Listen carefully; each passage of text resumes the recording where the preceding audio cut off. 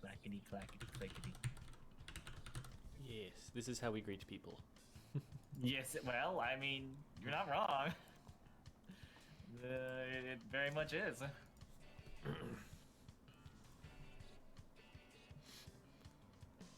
And there's the Devi pom-poms to match the Devi pom-poms shirt. Oh, Pog. That's big Pog. That's big pom-poms right there. Big Honestly, Pom Champ. Pom Champ? I kind of love Pom Champ. That's pretty great. Pom Champ. We get a Pom Champ in the chat. Devi is the Pom Champion. That's right. Pom Champs in the chat. It works so well, too. Devi's like, why didn't I name it that? Oh, no! Well, we'll, get it. You could get a different, like, variant, like maybe a different color blend and have it be Palm Champs. That'd be fun. Ooh, or maybe you make one of the, like, animated ones. You can have, like, animated emotes for some things, can't you, for Twitch? That'd be kind of cool. You have, like, the animated one be the Palm Champ. I do think pom-poms is still great because that is what Devi always says. Like, Devi will literally say to you, pom-poms! As a way of showing support, right? Very good.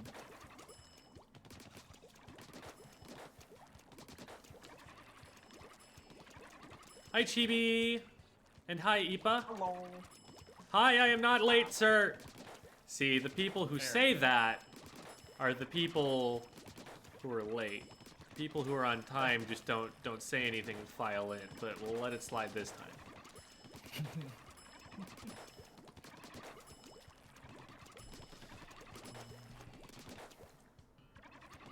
If I do another variant, I'll do Palm Champ. Yeah. I agree. I think that's the best policy here. We've just introduced Devi to the possibility of naming the emote that is on my chest and also in the chat, Palm Champ, which apparently has not occurred to anybody yet.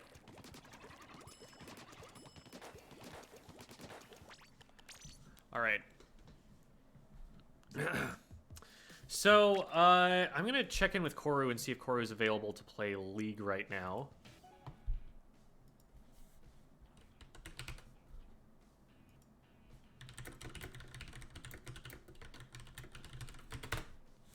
I know Julian will not be available yet. Julian wants their VOD review done later on so that we can potentially do it when he's actually there and able to see it. Nightbot is just, like, decimating people for some reason. What? I'm confused looking at it. Spamming words and phrases? That was like a complete sentence. That makes no sense at all. I'm Nightbot has no very chill. annoyed. He has no chill, Chibi. That's why. What in the... That's not spamming by any stretch of the imagination. Maybe Nightbot's just having a bad day. Just taking it out on... Yeah, like... Nightbot, you want to talk about it? You want to... we got some time here. People are starting to trickle in. Spam protection... What did it say? Excess...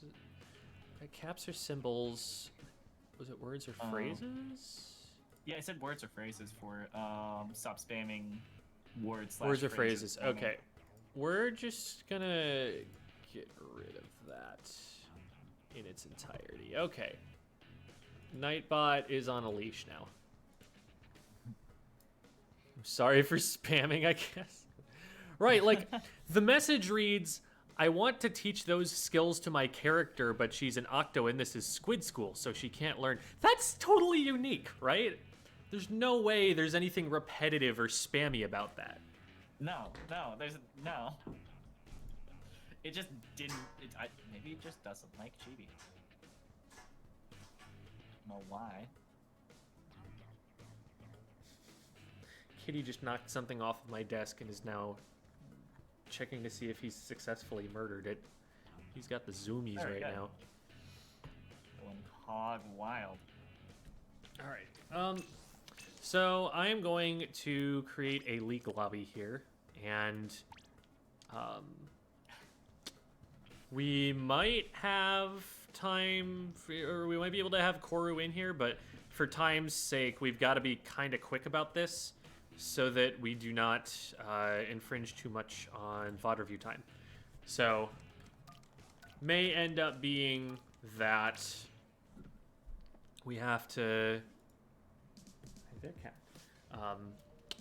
May end up being that we have to just grab somebody who is not here for the VOD reviews for the purposes of filling it out. Well, we probably will have to anyway. I don't know if that was mine.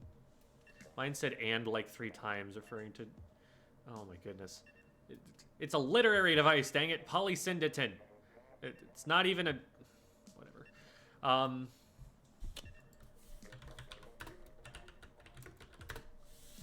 Okay, so Koru should be available, it sounds like.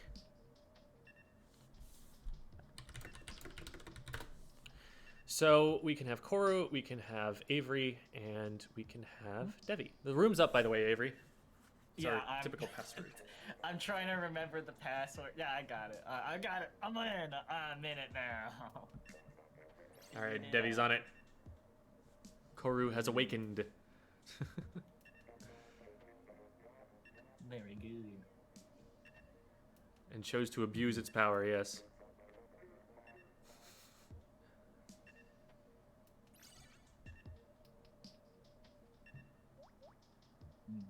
Can I go eat lunch, sir? You have my permission.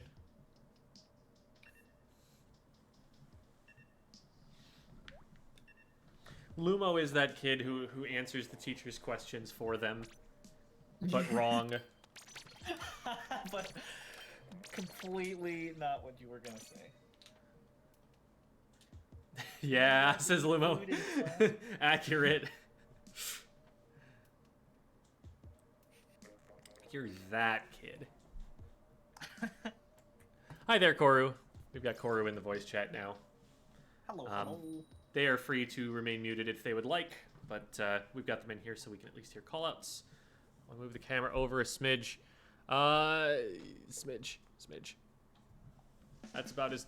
If I move it any further, it's literally going to fall off my computer monitor. So, this is about what we got here. Oh. Hi, Abood. Abood.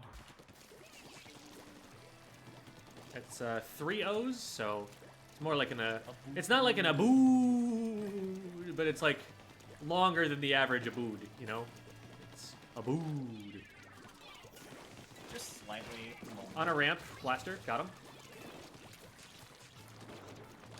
Hey, Charger, could you not? Thank you. Ugh. In our sneaky. 52 dropped on me. Oh, and K-Machine's actually above it too. One jumping to top right as well. Traded. I don't think we have cameras suppressing the gamer posture. Ow. Oh, that was the Charger, not the blaster. I was gonna say, it didn't look like they aimed well.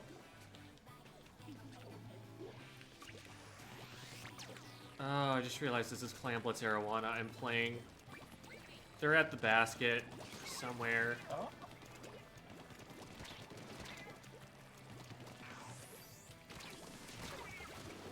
They're still at the basket. K-Machine.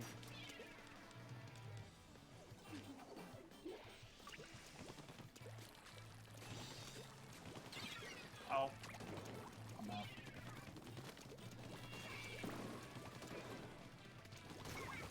Nice shots. Okay. At some point we'll need to clear out closed here, but I'm going to focus on mid for the time being.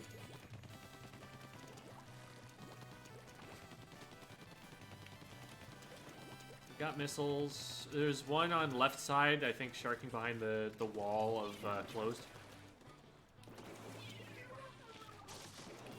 One in mid. Blaster weak. I couldn't get him. Two in mid. I'm gonna back up because there's a bunch. There's one in sneaky, Devi. Careful.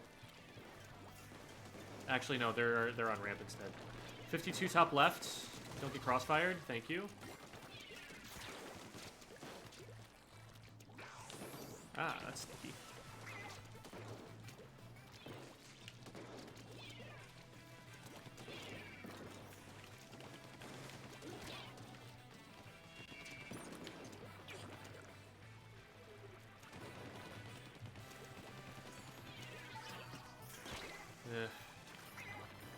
Okay, mostly left. There's one far top right, but the rest are on left. Machine on me, got me. Do we have clams for that push? I don't think we do. No, but I'm gonna grab Daddy's some. this way because there's someone at our basket here. I'm trying to stop it, but it's K-Machine. It's a really hard 1v1 to win. Yeah, I'm down.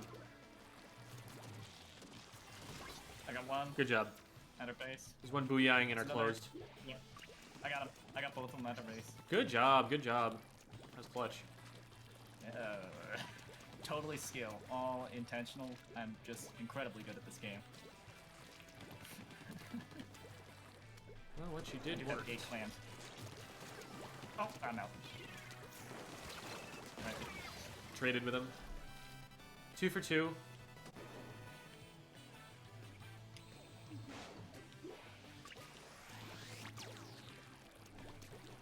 Need to get Devi in here. Devi will be calling out what's happening a lot more than just me. One in our closed. They might, they're on me. I got them though, because they did not see me, I guess.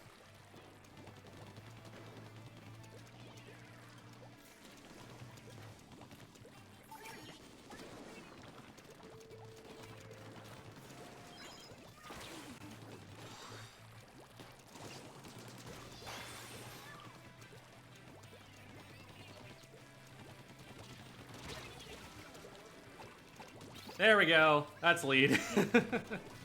Good stuff. All right. And now we probably just die. Oh, we got another one. Let's go. Pog, pog, pog, pog, pog, pog, pog, pog. Pom-poms, pom-poms.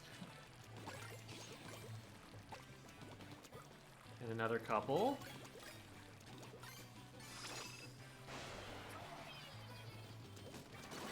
No! So close. I thought I was going to be able to get in for sure.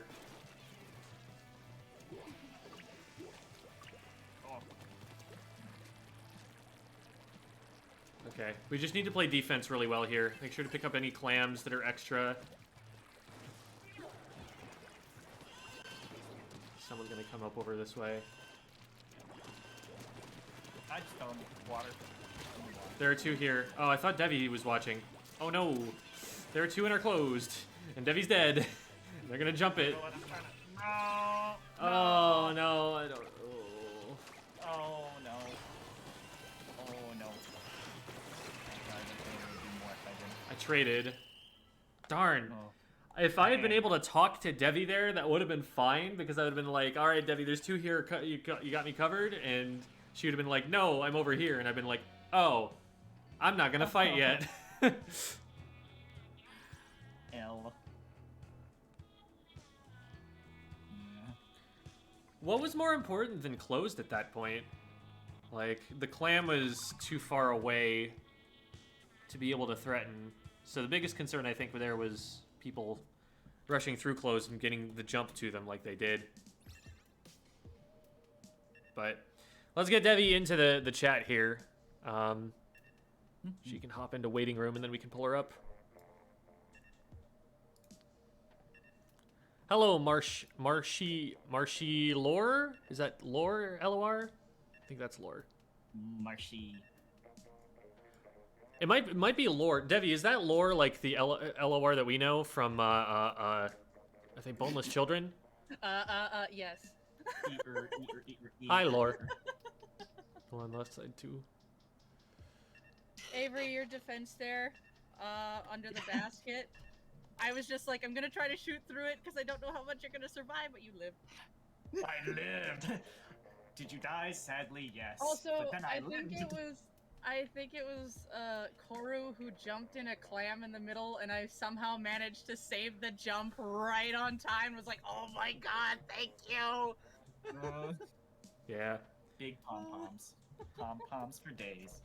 Devi, I find all I it would have funny. wanted you to do at the end there is like stay right by goal, but like enclosed, so you're further back, and so you can use your range. Because if you'd been there, they would have been really, really easy to shoot. I kind of flushed them out right into your line of sight, or except then I was like, "There's no one there." When this was happening, there was a person already 3/4 away across the rail, and it was a machine, so I was 100% dead to it if I stayed. From closed, but they're on the No, rail. They can't jump all the way across. The left, no, the rail was up. They were literally already practically there, and then they were going, like, once I started shooting at them, they actually backed off, and then I tried to look your direction, but it was too late. Because the machine was actually, I think the machine was with me enclosed there. It was the machine and the blaster, I believe. Oh, I thought the machine was on the rail. Someone was right there on the rail, and if I didn't look that way, I was dead to it. He's dead to it.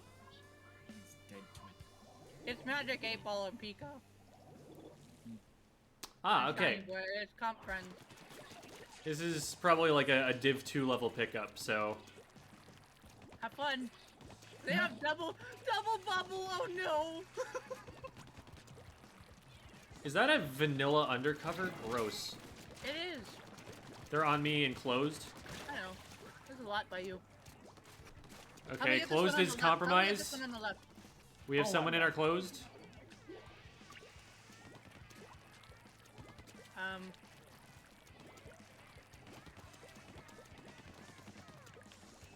They're sharking at basket. I It's can't the do it. undercover again. We took too long killing the one squeezer. Oh, I almost got him.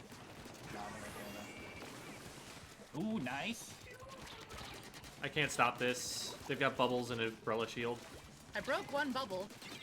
I just had a couple extra shots. Got the undercover. There's another one down. I don't have a bomb for this. There we go. We have a charged Hydra. How's that? Pretty Yeah. good. I didn't notice that they didn't have a power clam.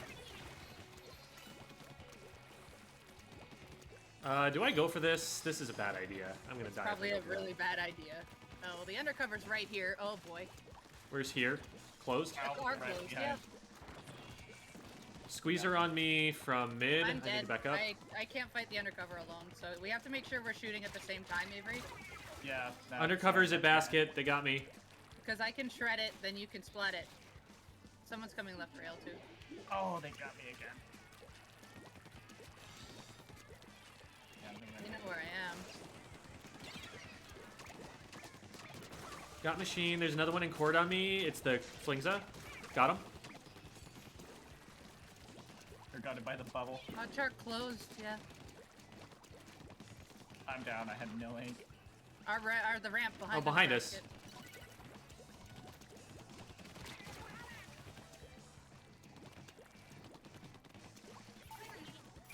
Missling 3, 2 in mid and 1 top right. One in their sneaky or right I'm sneaky now. again. I got one. Did enough damage this time. I'm gonna armor. I'm right with you, Debbie. There's a jump to ramp. I tried. They defended it. I got a bomb kill on it though. I got one, but the other squeezer followed up. Actually, I didn't get one. I'm Traded. getting all the. Traded. I've only gotten one legit splat. Otherwise, I've assisted on every other thing I've hit. Huh? Well, I'll take it. huh? Could be Yeah, worse. that's the undercover. Yeah. Guide him to me. There Two we go. here. That's what I wanted. Beautiful. Thank you. Dropping on the other clan. Oh. That's the roller. Last one's the clam. They're on left. Got him. There we go. Good. One's coming. Two are coming out left. I'm gonna paint.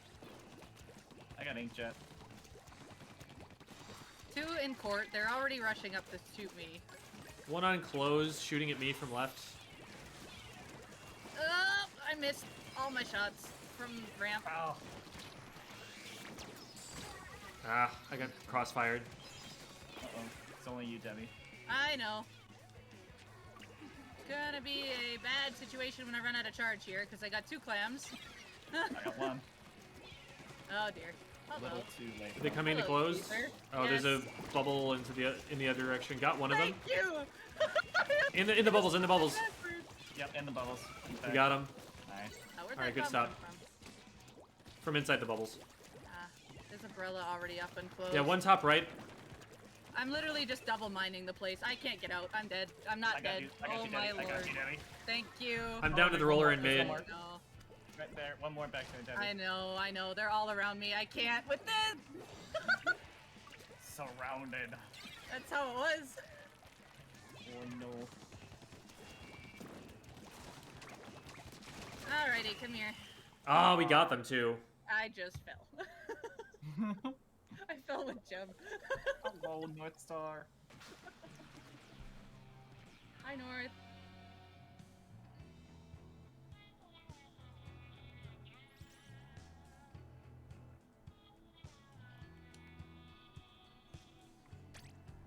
We've got Lore, we've got North Star, we've got Chibi. We have many friends. Is that the gang from yesterday? So many friends, so much Squid Game. My double squeezer is the real meta. I would believe it. I would not be surprised.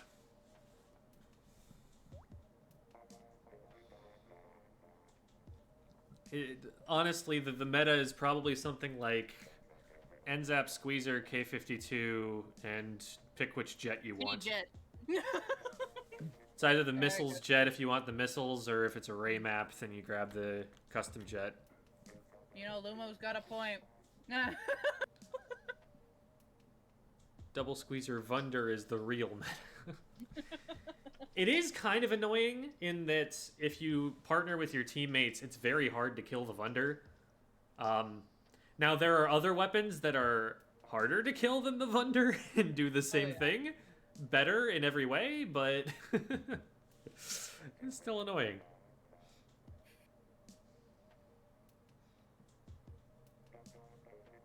Throw in an arrow spray and you've got perfection. Now, come on, Chibi. Let's not get crazy here. The VC isn't working. Well, that's silly. Let's see, does Debbie have any unique roles? Debbie does not have any unique roles, so there shouldn't be any reason that she couldn't speak here. I mean, you've heard me already. I think I'm talking about Koru. Koru is the one who's having problems with it. So I'm wondering if you had any unique roles that would have prevented you, but you don't. Nope. So. It says that like you're muted on Discord, Koru. Yes, that's something that happens if you don't have the right privileges to be in there or to be talking in there, but there aren't any privileges, I think, that Koru has that... Or that Devi has that Koru doesn't, I should say. The only extra privileges I have in Bravous is the stream.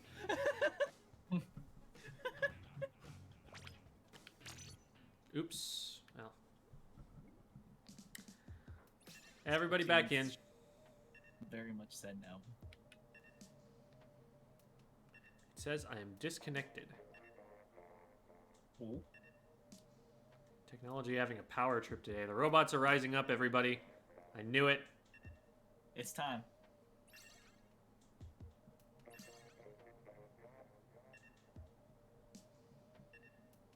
Lobby's up, Debbie.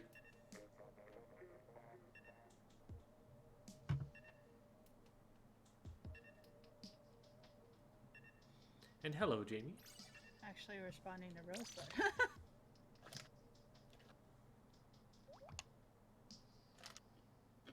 Just wanted to double check what the bot was doing. So I sent a picture. Which bot? What Nightbot was doing earlier. With the deletion of spam that was not spam. I've already taken care of that. I know, but Rosebud didn't know what was going on, so. Oh, okay. Nightbot's been taken care of. It's been taken care of. Taken care of in the Godfather sense, yes. Taking care of business. That too. I guess there's that too, but that's not what I was going for. I know, but that's what came to my mind, so.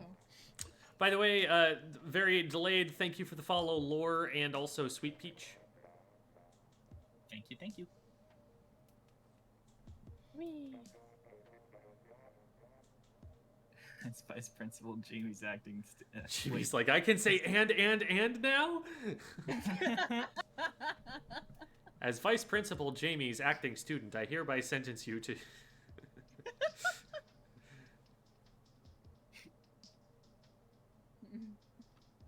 I like that acting student. Not official. Not officially a school, but officially a student. Hey, what do you know? People don't enjoy playing Arowana Clan Blitz. Huh. See, the Reef is just fine, but Arowana, aye. It's just nobody. I find it very funny that it's like there is no one at all. Everybody's looking at the game. It's just like, I'll come back in like an hour. Oh, Solar rotation that- officially a school? Oh no! Jem, what was the solo rotation when you guys were doing like quad and stuff where we ended up just scrimming? Remember what that map rotation was? Something bad. It was. I think it was like I think Moray was Towers and cool. Walleye Splat Zones. Ay, ay, ay. It's really bad. This is. Uh-oh. All right. So, hear me out. We just stop trying to league and go straight to the PB where we record for Koru. That sounds like a plan. Yeah, that sounds pretty good. As much as I want to sit here and go from empty lobby to empty lobby, we playing a game. In case anybody needs it. Anybody is welcome. We are going to be recording a 4v4 here for Koru's sake, so please, you know, play weapons you're good at and try your best. And Koru, let us know what map mode you would like to play for this. Koru got bumped down. They again. were moved to the waiting room, and They're out of there. I'm hoping that they're listening to the stream, but I will DM them as well.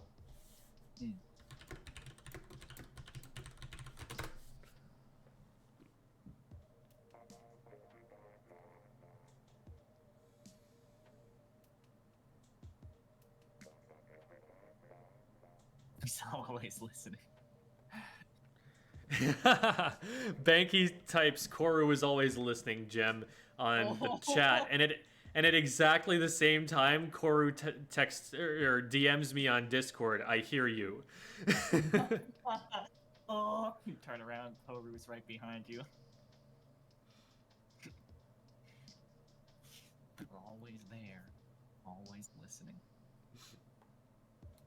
And if he is not, I shall be his ears.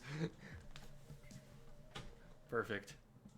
All right. Anybody is welcome to join this. Again, I've put the my friend code in the chat just recently. So if you do need to add me, you can do that.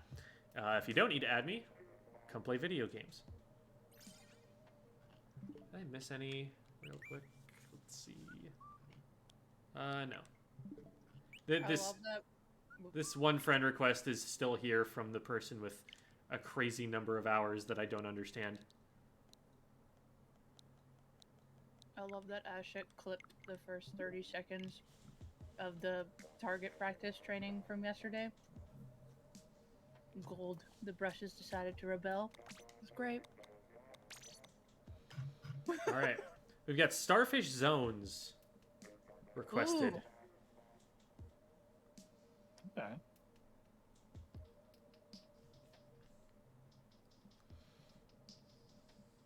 Did Koru? And was this the stage? You just cut out for the entire question. Did Koru... Ah. And that's all we heard. Am I back? Yes. Yeah. Did Koru have a review before, and was this the stage? I believe we just did, like, Tower Sturgeon or something. Yeah. Or maybe Sturgeon Zones. I know we've done a. There was a. VOD Maybe it was Koru, for but... maybe it was for Banky. No, Okay. there was one. I think there's been both. but I think it was a while ago. Okay. So Because I I'm don't getting that whole like flashbacks. deja vu moment that this has happened before. You gotta blind me before my own VOD review. This is sabotage? Okay. Alright, Koru.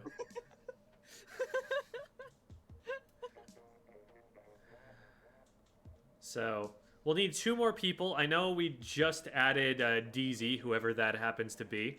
So, they should be able to join in on this soon. So, that would make 8. We actually do need a 9th so that I can be a spectator. Because that's the only way we're going to get a recording of Koru here. So,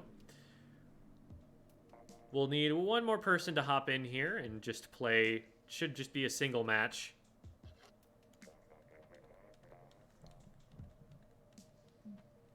It'll be fun. We don't bite. Let's see here. Who can I pick on? Hey, Jamie. I like the things you do. Hey, Jamie. If I could, I would be you. The one and only Jamie. The one and only Jameer. Exactly. Hey, Jamie. Come play Splatoon. Hello?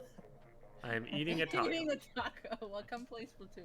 Come play Splatoon Well, for yeah. 1 game and then finish eating your taco.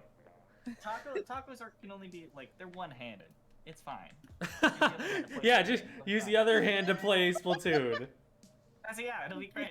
Okay. No, it's all good. It's all good. If you need to finish your taco, go all for it it. We can try and find somebody else. It triggers with your pinky and Yeah, your like finger. I figure you do it like this, right? So you've got pointer finger on the ZL button, Yeah. pinky finger on the ZR button and the R button, That's and you it. just kind of Yeah, rock that's back it. and forth like this. Then Yeah. you've got maybe like the right like the joint where your finger meets your hand to do the left stick. The right stick's gonna be tough. But you kind of have to just kind of squeeze the controller to click the special. You won't be able to jump. Yeah, well, I mean, who needs to jump? Really? Well, I mean, what you could do is map the yeah, L yeah, button. That's true. Map the L button for jump. I actually have my map button mapped to the back of my computer. Jamie's like, I only throw bombs anyway, so you can just hold the controller normally and just do this. No, he's got a point. That is a true fact. I told him he is the Bomberan of the grillers, so.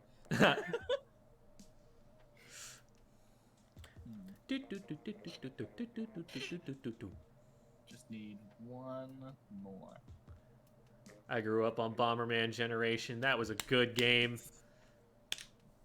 I don't know which one it Oh. was, but every band trip I went on, we'd all connect our DSs and play Bomberman. Oh, very good.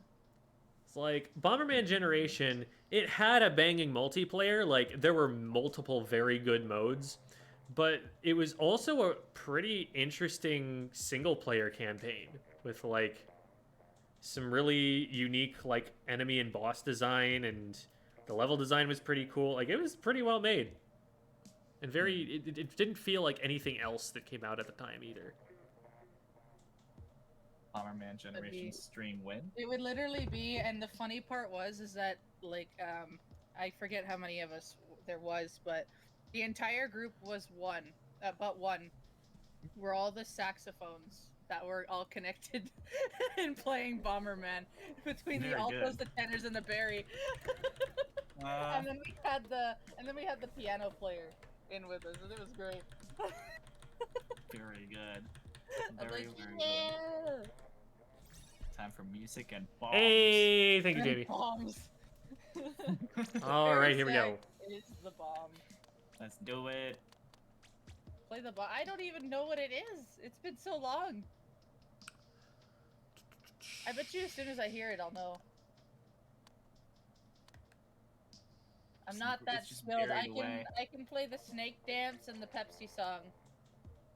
The Pepsi song? Yeah, there's a Pepsi commercial with a little theme to it. If I could find it, I'll like DM it to you. All I'm thinking of is just the like Pepsi Man, just like the guy saying Pepsi Man. No, it's like a Just over whistle and over in theme. my All right, here we go.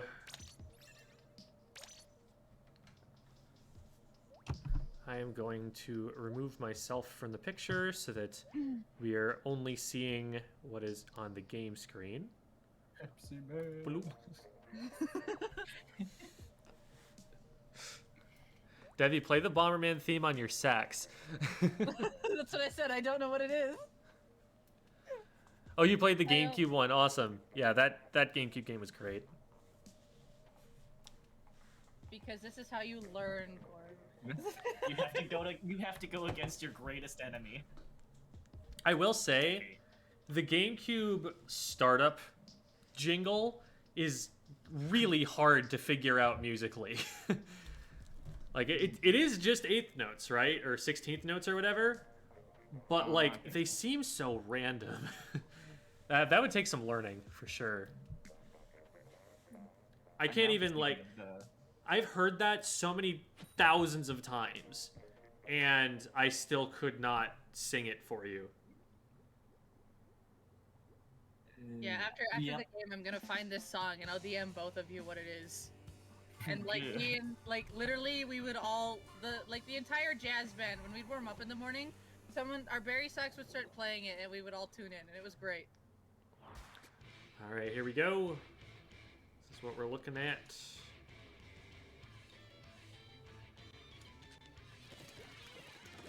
Oh boy, Jamie, you scare me. Because I remember what your build is. Found you.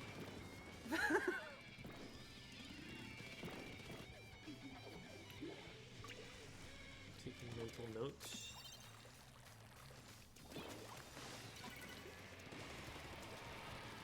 Ooh. I guess I might as well just say what I'm going to want to talk about so that it plays on the recording and I can just go back to that. Remind yourself. Right.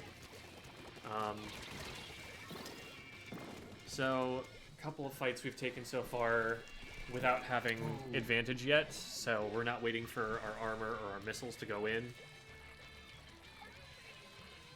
It's especially important given there's a Hydra in play. Ooh, didn't watch that flank before we came up. There's a lot of yellow paint in street, and that means it's not safe to aggress yet.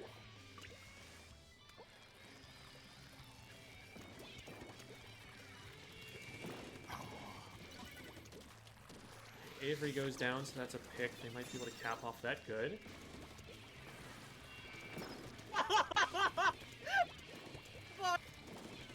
Alright, they're able to take Devi out. We're moving forward. It's probably something that he could have seen earlier, although his camera probably wasn't trained there.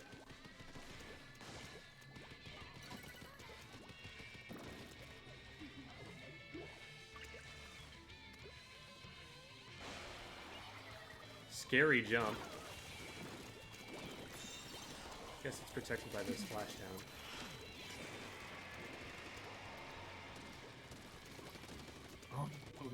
Alright, good, good. Having some trouble deciding what to do here.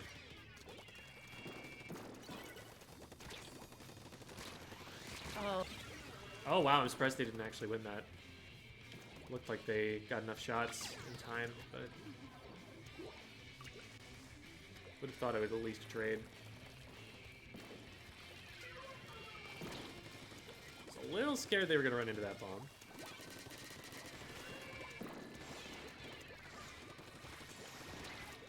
It's very well known where they are at this point. I would want to be rotating somewhere. Okay, bomb rush, but not paying quite enough attention to who's there. Does get a pick. All right, team should be able to work from there and get cap. Now, let's see what they do to try and maintain here. There is a lot of paint that is the wrong color behind them. I don't think they are doing anything about it at the moment. Obviously, you can't see whether they're map checking, but that's something that I saw on the respawn map that I would want to be dealing with, and it'd be good to see if they're at least doing something about it now. still looks like their street is really yellow. I think that's something that they should focus a little bit more on controlling.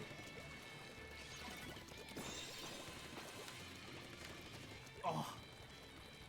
Should not have lost that. Okay, we spotted Devi out of the corner of our eye. I don't know if that was on Koru's camera, but it's probably something that he should have been looking at. There it is. Okay. Whoever got the cancel, thank you, but I still died.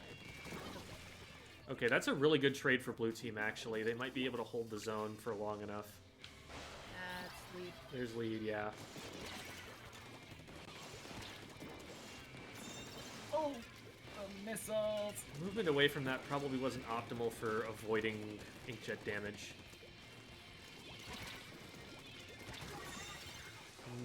Don't have cover, Oh, the no, Hydra we just need trying to paint. challenge it.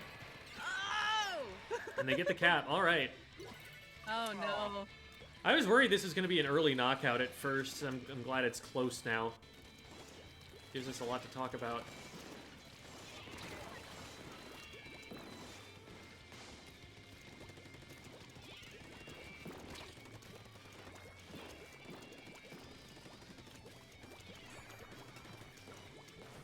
They need pressure on zone right now, and they don't have time.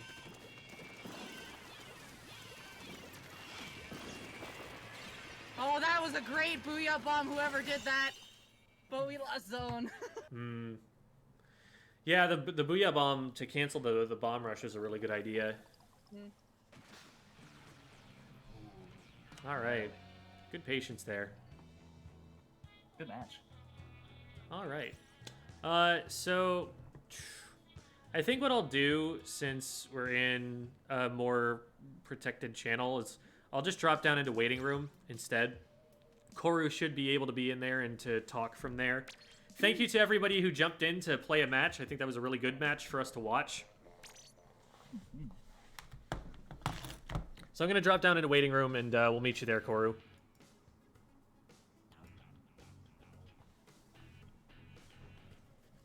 Devi, sorry for launching you into the water with my bomb. That's funny.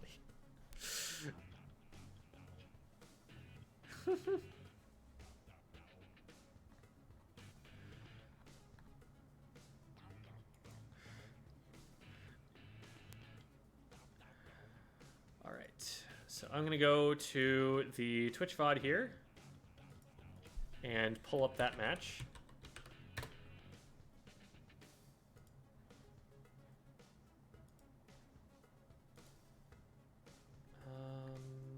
Where's my videos button? That's silly. Doesn't take me there. I'm gonna have to go to the channel page. Hello, channel page. Channel page. There we go.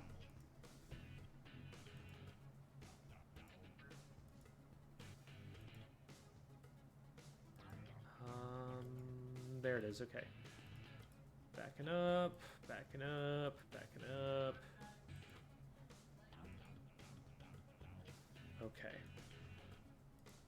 Pop that to full screen and switch over on OBS. There it is. Just make it a little smaller so it fits. Perfect. Okay. Check, check. Cool. Should be audible here. And do I have a message from Koru? I do. Alrighty. So Koru will not be joining us in here, but we will be able to commence from here.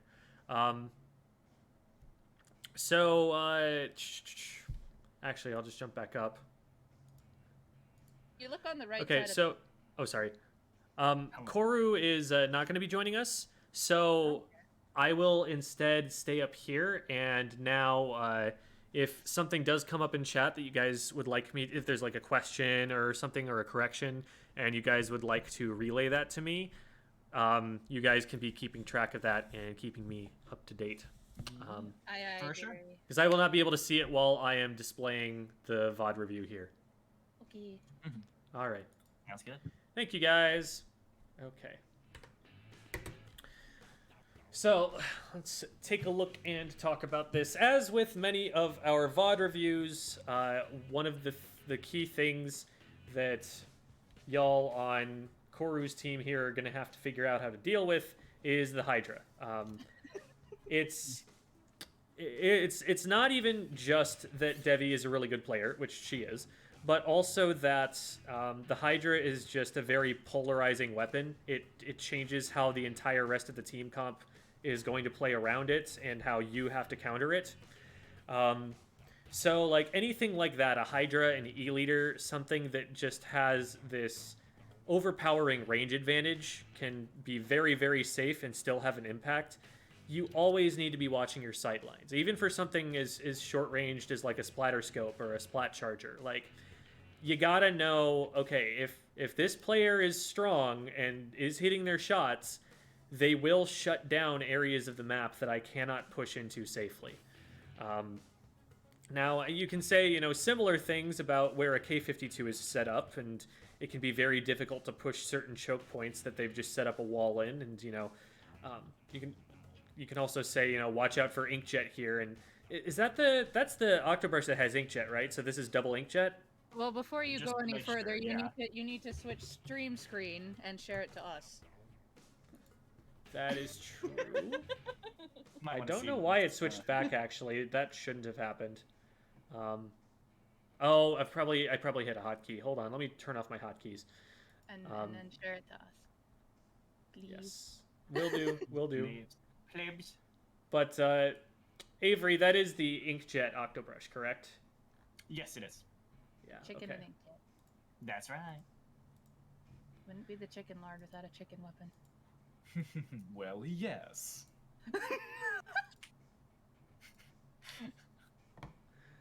All right, there you guys go. All right. So, yeah, they've got double Inkjet as well. So, you want to be keeping track of those specials. Inkjet is a weapon that has a significant amount of control over a very specific area when it's being used. And you'll need to, you know where to take cover, where to break line of sight in the event that that goes off. So there's a lot on their team that is hard to push into. They don't have that many bombs, but they do have a Hydra watching. They do have a K-52 watching. You know, their main weapons can kind of compensate for that. And as soon as an Inkjet goes off, that also controls a lot of space. So they make it very difficult to exist in mid. And on your side, you just don't have the range to be directly contesting something like a Hydra without using a special of some kind. The Junior can bomb them out maybe if they get close enough. And you could do the same with a Bomb Rush. And probably the safest way to deal with that is to wait for DZ's missiles and to go in using those. They were, farming up enough missiles, and you can even see that they're using special charge, so they'll be going for those missiles, you can tell based on the gear here. But you need something to go in with that will displace Devi. Because if you just try and contest mid in open ground, there is no way you win the 1v1 versus the Hydra. It will not happen in a million years unless, Devi's in a 1v4. So definitely, be really careful about how you approach mid here. We've got It's that or I goof and play too close. It's one of the two things. So we start from here, and, this kind of space is a pretty good place to be. You have, of course, access to paint the entire zone from this position, which is the strongest point about it. But you also have a little piece of cover right here that you can use.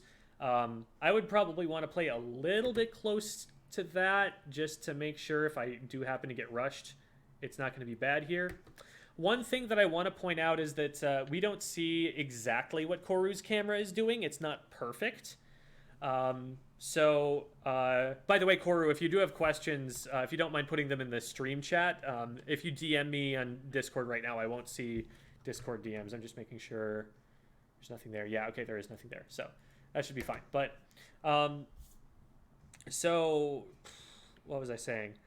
You might want to stay a little bit closer to cover just in case someone does decide to rush you during that time. But you're able to get cap because you've got a ton of paint, more definitely than they have on their team. It's a little bit harder for Avery to paint the whole area of the zone. They have to kind of be really exposed to do that. And then Devi also is not going to paint quite as much as other weapons. To be clear, the Hydra puts out an awful lot of paint while it's firing, but in between charges, it's doing nothing. And it's doing nothing for so long that it's a relatively low paint weapon. So that's kind of how that works. So you guys have a little bit of a paint advantage, having both a Junior and a Neo Splash, so you're able to get zone right away. And from here, you don't have any other advantages. Yes, the zone in front of you is painted, and so in theory you could just kind of swim forward through that. But the Hydra's sitting on Snipe. There's nowhere else you should really expect them to be here. And you haven't taken anyone down. People are just going to throw bombs in front of you. If you die on zone, that's really bad. And they're in a really strong position to shoot you on the zone if you try to approach through the zone. So at this point, what you kind of want to do is just keep the zone painted and force them to make a move first. What this also means, you know, we have kind of the hindsight bias. We're able to see where everyone's special charge is at. DZ's really close to missiles, right? And so, like, once these two specials come up, the missiles and the armor, that would be a good time for you to push forward, because then you actually, you know, you stand a chance of displacing the Hydra with the missiles. You stand a chance of surviving a few shots from the Hydra if the armor goes down, or from the K-52 who's watching, or whoever else. Maybe a bomb that gets thrown in the middle or something. That's your best opportunity to push forward and actually take some space and maybe start aggressing here. But until you have an advantage, which you don't because you don't have numbers advantage, you don't really have any positional advantage, you barely have paint advantage, and that's only because the zone got painted, which can be undone in the opposite way. There's no reason to fight right now. But you're like, okay, we've got zone, and you start pushing forward, and there's someone watching you. Your teammates, maybe they push forward and pincer this guy, but this is a 52. They splat really fast. If they can pick you before your teammate gets any shots, the K-52 should win any fight that your team can give it. Like, it's actually just such a fast kill time that they can just shoot you and then shoot your teammate and still keep control of mid. So pushing them by itself isn't a great idea, but now you've also got the Hydra watching. Now that you see the Hydra is shooting at you, you need to cut their line of sight. You need to get out of this angle where they can hit you. So at this point, you're committed. Drop down to the right. Don't try jumping. Jumping will make it take longer for you to move downward, and you need to move away from the angle that Devi can see as fast as you possibly can. So, like, force her to look straight down. Force her to look, like, all the way around this corner. Like, make it as hard as possible. The easiest way is going straight forward into choke. Like, that wall cuts me right off. Right here. And then in the meantime, you have the opportunity, while my charges should be done at that time, you have the opportunity to go up the wall and add pressure. So yeah.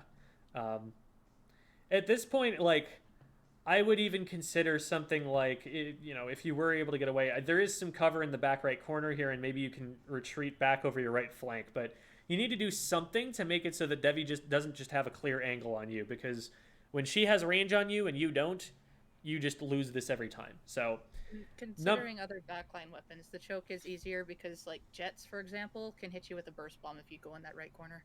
Yeah, that's true.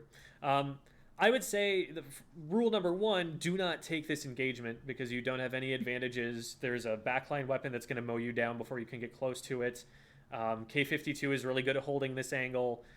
The K-52 probably should have killed you even before the Hydra did, but as it is right here, you're pushing into a situation where you don't have an advantage, and so you kind of just feed in, and now your teammate's at a disadvantage here, and they're going to lose the zone for that. So down goes the armor, because your team is now getting pushed. We'll see what we can get done here, but I don't think we're going to be at a disadvantage numbers-wise, so that armor isn't really going to do anything. That's going to keep your team alive, but now you've lost the offensive capability of using that. Meanwhile, the other team uses a couple specials. They're going to probably cap the zone here in a second. One of your teammates has since gone down in the forward right. It looked like maybe they tried to follow you or something there. I don't know what happened, but with an Inkjet and a Hydra still in place, that's just never a safe place to be. What your team needs to be doing is displacing the Hydra, and of course working around any other specials that happen to be getting used right now. you need to be watching flanks at all times, and that's just a thing on this map. Like, left and right flank are difficult to watch, and so you always want to be flicking your map open to be looking for those flanks on the left or the right. Not a lot of that seemed to be happening in this game. It seemed like everyone tried to push through mid most of the time, but that's always something to be concerned about. And that might be an answer in the event that you need to put pressure on the Hydra. There were a couple of times the Hydra was on attic here, and flanking around on left is a way to Jamie sneak was up on it. flanking on the Right. enemy team. Yeah, That's true. My enemy to a me, but good amount of times. Jamie was flanking, throwing bombs, and then peeking back around. It was really good. Yeah. Sure. All right, so we're staggering quite a bit right here on the blue team. We've had Vion Destroyer go down, and then as soon as he came back, DZ literally just then goes down, being pushed too far into their street. So we've been at a 3v4 situation for the last probably 20 seconds at this point. Not the place that you want to be. It's not going to give you the advantage on painting the zone. And now that DZ is coming back, we see, I think this is lore on the K-Machine goes down. What everybody on the team needs to be doing, but I can specifically speak here to Koru, is knowing that you're at a numbers disadvantage and not going in and not feeding in neutral. Because right now, this is a weirdly neutral situation. You guys have enough paint that you're actually able to maintain the zone for a little bit, even though the other team has 4 up and you only have 3. But the thing is, if you keep going down to maintain that, it's not worth it. What I'd like to be seeing instead is painting for special and maybe retreating a little bit into street where you can watch angles that your opponent can't see, where you can get special so that when you do have the opportunity to push in, there are missiles on Devi and everybody is ready to move in and take fights. Play patiently, says Jamie. That is the big key when you're fighting an anchor cog. Mm-hmm. I want to discourage Koru from jumping as much. There's a lot of jumping that goes on in this recording that I personally would not do and would recommend against. So, like, for example, these jumps while you're painting aren't really getting you all that much. It's like maybe an extra P here or there. But what you're giving up for it is your ability to move on the ground, which is your fastest method of movement. Koro says, I noticed that I was having a lot of trouble recognizing how to position myself for both painting and during fights. So, for painting, put a lot of paint down and then move. If you paint from the same position repeatedly and keep popping up in the same place, this bomb right here is exactly what happens. Somebody's like, oh, hey, there's somebody over there. I don't want them to be there. Bomb. And that jump right there doesn't get you any further away from the bomb, prevents you from doing things for a little bit longer. So, again, I wouldn't go for that. I also wouldn't go for this. So, the first thing that I wouldn't have wanted to do there, because I know that we're already 1 down. I know they have the numbers advantage. I know that if they try to press the issue here, I don't want to fight. And so instead of seeing these 2 people rush forward and dodging left, I'm dropping down over this ledge and putting this wall, this corner, in between me and this person rushing me. You decide to take the fight out in the open, but you're at a disadvantage here. So instead, like, cut their line of sight to you. It's something that I was trying to get you to do versus Devi, and something that you need to be doing here as well. Take cover. Put something in between you and a disadvantageous position. Because the jump there is going to prevent you from moving any more once you've committed to that jump. And I think once you did that jump, you probably realized, crap, there's a lot of enemy ink around me right now. I don't have anywhere to move to if I land from this. And you didn't end up landing from it. Chibi hits some good shots. Like, let's say best case scenario, you actually take that trade. Well, if that happens, Chibi's teammate, who was just there to your left a second ago, so I'll point it out when it happens here. So somebody goes down right there. So you've got a brush that's right here. So what could be happening, they're off your screen for a little bit. But what could happen, even if you take this trade, is the brush just finishes you off afterward because they're right there in the perfect position to do it and you haven't shot them at all yet. So the best that happens there is a 1-for-1 trade. And a 1-for-1 trade is going to go in favor of the team that's already up 4 people to 3. So you're still not going to earn any advantages by getting that trade. Just get out of there at that point. Unless you can get a very clean pick and actually stall the push out, you're just not going to do anything successful by staying in mid. So drop into street and just hold that angle street. And if they start pushing that with force, back up and maybe jump out.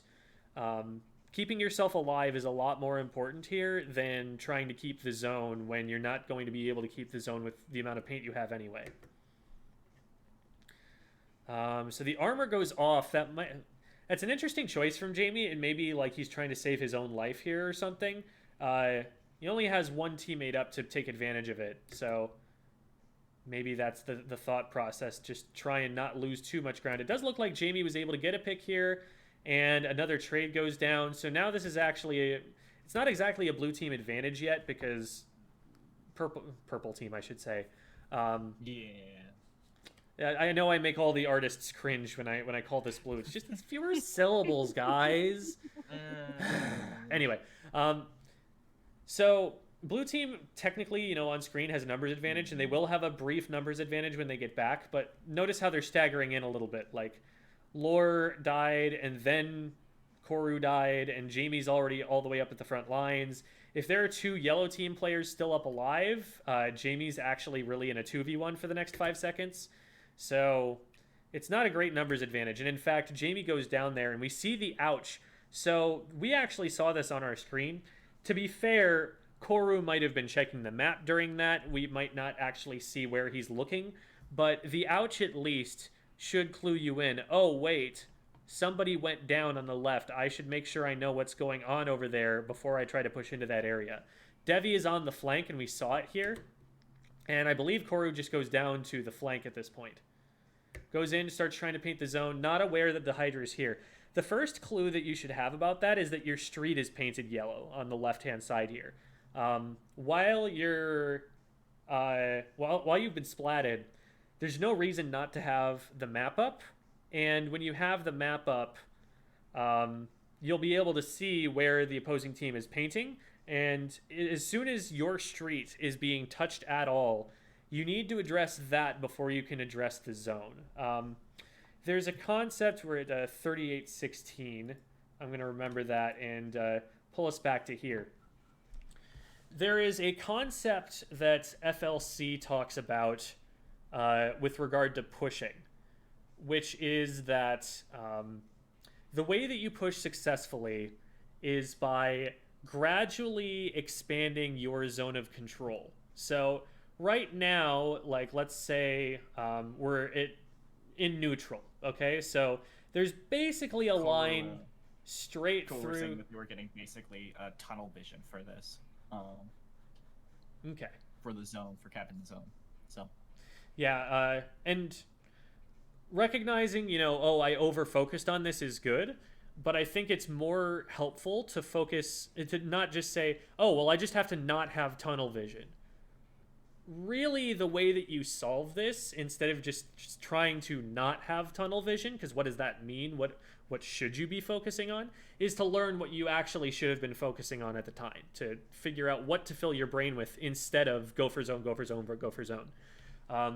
So right now, if this is a neutral game, there's like a line where my mouse is going drawn through the line of through the center of the map here. If the zone is taken and the other team is successful in pushing, now the line, the battle lines, the line where it's safe to be, gets pushed forward a bit. And it's more circular than I'm describing it here. Because, if a person is right here, their range is like a circle around them, and so that's really how these ranges work. But on this map in particular, it's kind of nice to just think about it like there's a horizontal line through that bisects the map, you know, in this direction here, that is moving forward or backwards depending on which team has control and how far forward they've gotten. The line in this instance where you're spawning back in has been pushed all the way up to your team's street.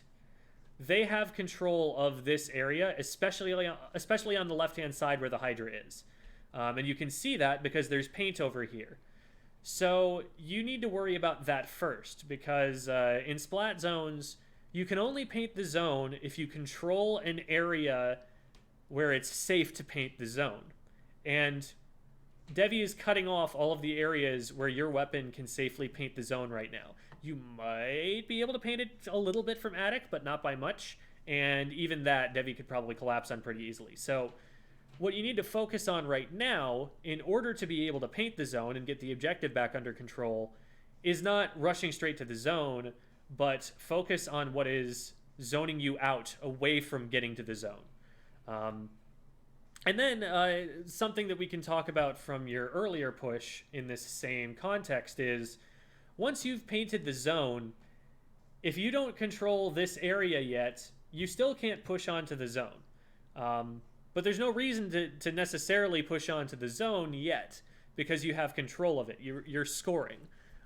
You could win, in theory, obviously this probably won't happen, but you could win the entire game without ever crossing mid, because you can just keep painting the zone. And if your team outpaints the other team, you could stay on this side and just keep painting the zone over and prevent them from ever getting to it. And you'll basically force them to blow specials on clearing you out away from that zone before they can even get in there and safely paint it. So that's a strategy that I would have probably gone for early on, is like, just play it patient and keep painting and wait for them to make the first move and wait for them to feed into me. But going back to this push here, you've got to watch out for things that can prevent you from painting the zone and take care of those first, and then you can start painting it. So 38-16 was where we were at. Devi gets the pick here. Now you guys are 2 down.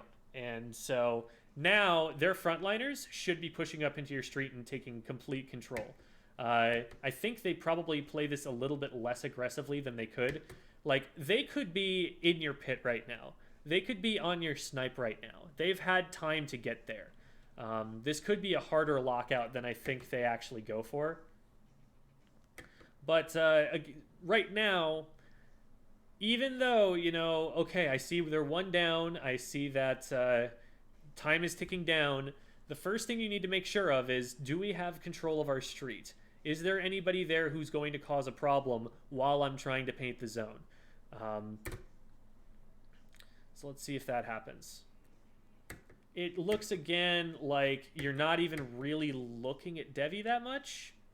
In fact, yeah, you know, there were a bunch of shots fired in this direction that were in your line of sight. But you're still just pushing forward into the zone instead of going with your teammates who are now collapsing on Devi. I mean, with the 2v1 there, I think this is an okay decision. Looking forward while the other 2 look left, because I think if the 3 look the one way, they're going to get collapsed on by the front. So, because the 2 did, I think they ended up getting me, if I remember right. That was, I think, where I got armor launched by a bomb. Let's see. So, I can't remember. So let's see. The shots go off over there. Like right here, I would definitely want him to be looking left. Oh yeah, at least. no, definitely look. But you can. So yeah, it looks like Laura and Jamie go over there, and again, I would want to know what's going on. Maybe you can throw a burst bomb and then turn your attention back to the zone. That by itself would be huge if it paints Devi's feet or something, or tacks on some extra chip damage. Just anything you can do to make their jobs easier, because the Hydra's kill time is faster than both of theirs. But if you were to land a burst bomb and then Laura were able to land a machine direct, then that would take Devi out right away. So that's kind of the kind of thing to be thinking about. Burst bombs are painful. But it is good that you are pushing up and staying in a line with your teammates here, but controlling space that needs to be controlled. You need to be really careful since you're on the zone right now, and if you die, it will paint the zone for the enemy team in addition to taking you out of commission. So that would be really bad right now. You kind of want to play this safe. But this is good. It looks like you've got your teammates with you. And now that you've got someone running away through choke, and Devi is still out of the picture for whatever reason, I never actually checked to see if Devi went down there. I did. That was where I had armor Okay. on. Jamie threw a bomb at me, and I flew off It's right here, and there, yeah, Devi goes down right there. Okay. With Devi down, and with this many teammates here, now you can push into their street. You don't want to be holding from the zone for the reasons that I've mentioned, and also because you don't have enough cover there. But in their street, you can be annoying. You can be a huge pain in the butt. Think about all of the places that you've painted the zone from so far. If you're in their street, you flank those areas from that position. So now that you've pushed this guy back, now that you've got Lore watching you, you could push pretty far into their choke, and then either you know, see that, okay, this fight isn't great anymore because they're going to peek me around the corner, and you back up. Maybe that happens, and maybe you decide to shark over here. Maybe you actually chase this. You throw a burst bomb in front of them, and you get a pick. You've got some options here. But in the end, you know, once the Hydra does come back, you want to be already in position here to prevent them from getting this snipe point. If you can do that, if you have control of this, it's going to be so much harder for them to push in because the Hydra doesn't have view of the zone. So you've removed one player, basically, from a location they can paint the zone from.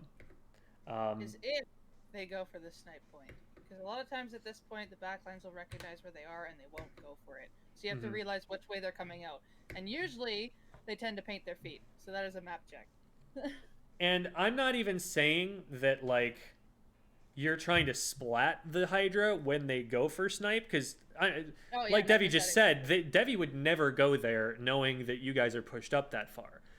But that's the point. You're pushed up that far, so she's not going to go there. That is the reason that you're taking control of this, so that Devi doesn't get the chance to go there. You can defend it if she makes the terrible decision to go for it, but more than likely what's happening is she's going to come out from someplace else, but that someplace else is somewhere where she can't paint the zone from. There are only so many locations that a Hydra ever wants to be. Any of those big backline weapons, you know, they want to be able to keep their distance because they are weak up close. And so they're going to be like 2 or 3 locations that any backliner is ever going to want to be in. Cut off the one that's closest to the zone and make them fight their way in from there. Right, because right now we're kind of in this mode that FLC talked about when he VOD reviewed the Grillers once, actually, which is you're kind of just painting around because you're not sure what to do. The answer to what to do is to expand your zone of control past where the zone is. So that's a Splat Zone's objective. And to make sure that you're putting yourself in a powerful position to stop the enemy team when they come in and start to push. The way that you can see how much progress has been made towards that and at what phase of the plan you are at and where you should be positioning to accomplish that plan is by map checking. You map check to see what the state of the game is. Who has advantage? Where do they have that advantage? How much paint is there? Like, how quickly can I move there? There are so many questions that will answer. So when in doubt, when you get into this position where you're just like, I'm just painting around. I'm just painting. I'm going to be over here. And now I'm going to be over here. You're not really committing to anything. Just check the map.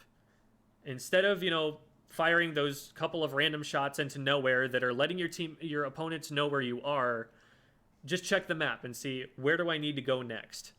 And then go there and kind of hard commit to it. So from here, I want you to be taking control of street. I want you already to be like sharking over here. Well, first I would make sure I've chased this person away thoroughly into pit.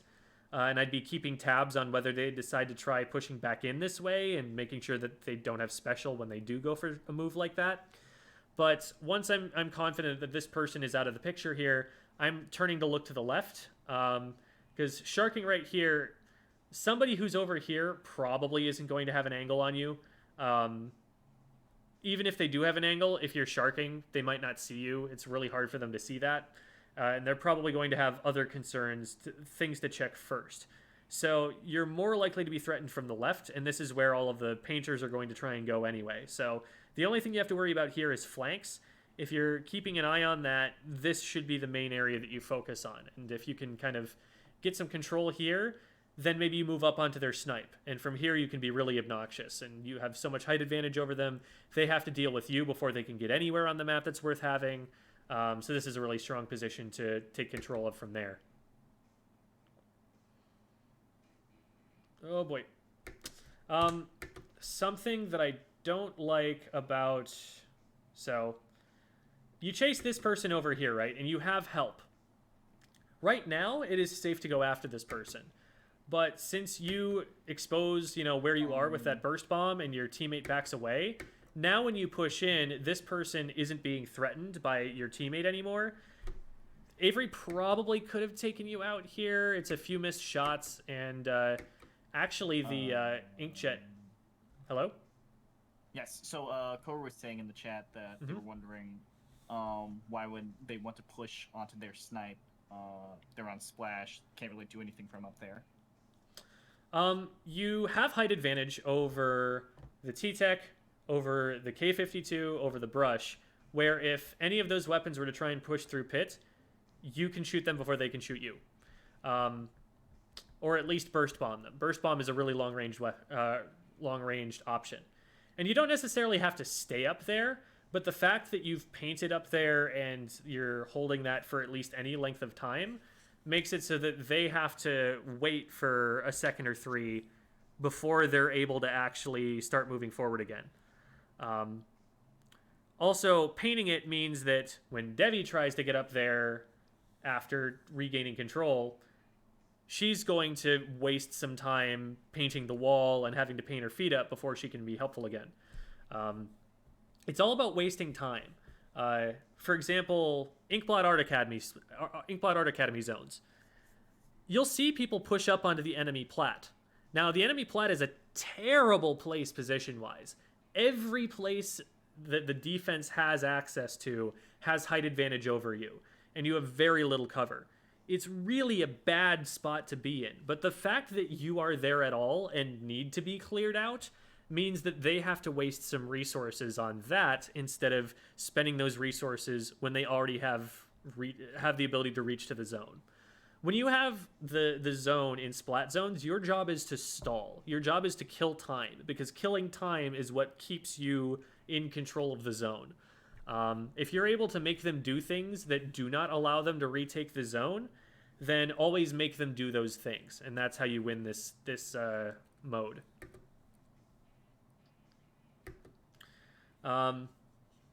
So at this point, I would say, let's see.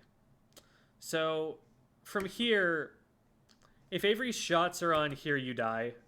Avery inkjets, if Avery focuses on you, the person who is the most direct threat to him at the moment, and directs you, you're dead. So you probably haven't really earned this win against... Actually, it's not against Avery. It's against... Oh, so this is Chibi's inkjet that goes up.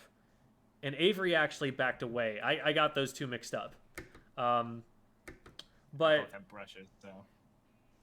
no, you have a brush and Chibi has a T-Tech, but they both have inkjets. Oh, yeah. So that tricked me there. I actually would have thought that was Avery up in the air. But either way, you probably would have died in an X-rank lobby just from pushing into their street in the first place. And then the rest of the team is able to collapse on this. So... To review for this engagement, the time to push is now. When you have a teammate that's watching you, you know, you are very clearly paired with Lore right now, and if you were to push in, Lore would see you pushing in and would know to help you. But you wait, Lore backs up, and it is only now that you go in. And so now you're in like a 2v1 right now, where there's the person in pits, there's the person over here.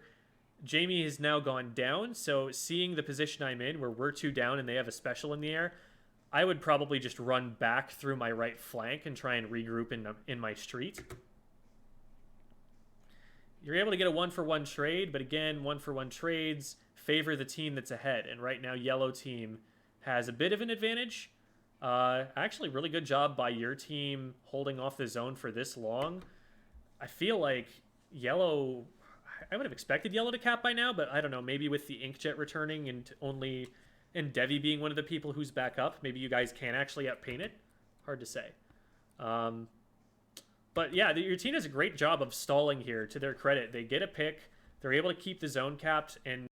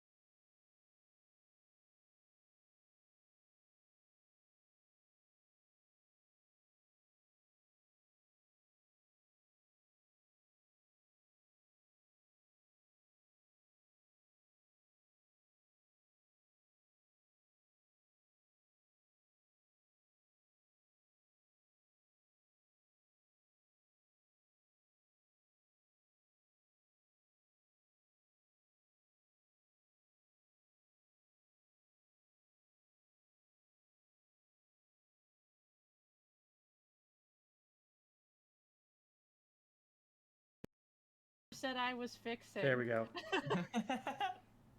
It's back. You guys hear me? Awesome. Oh, yeah, it's there, Yeah. it's there. All right. Sometimes for everybody who's watching, sometimes the audio mixer that I have on my computer crashes for some reason. Yeah. And when that happens, it takes the capture card out with it and a number of other things. Oof. So really annoying. I have to reboot it every time. So apologies for that. That's what happened here. Don't forget to put the view back up. Oh, right, because I dropped out of the Discord call here. Yep. Okay. Yay. Sorry, folks.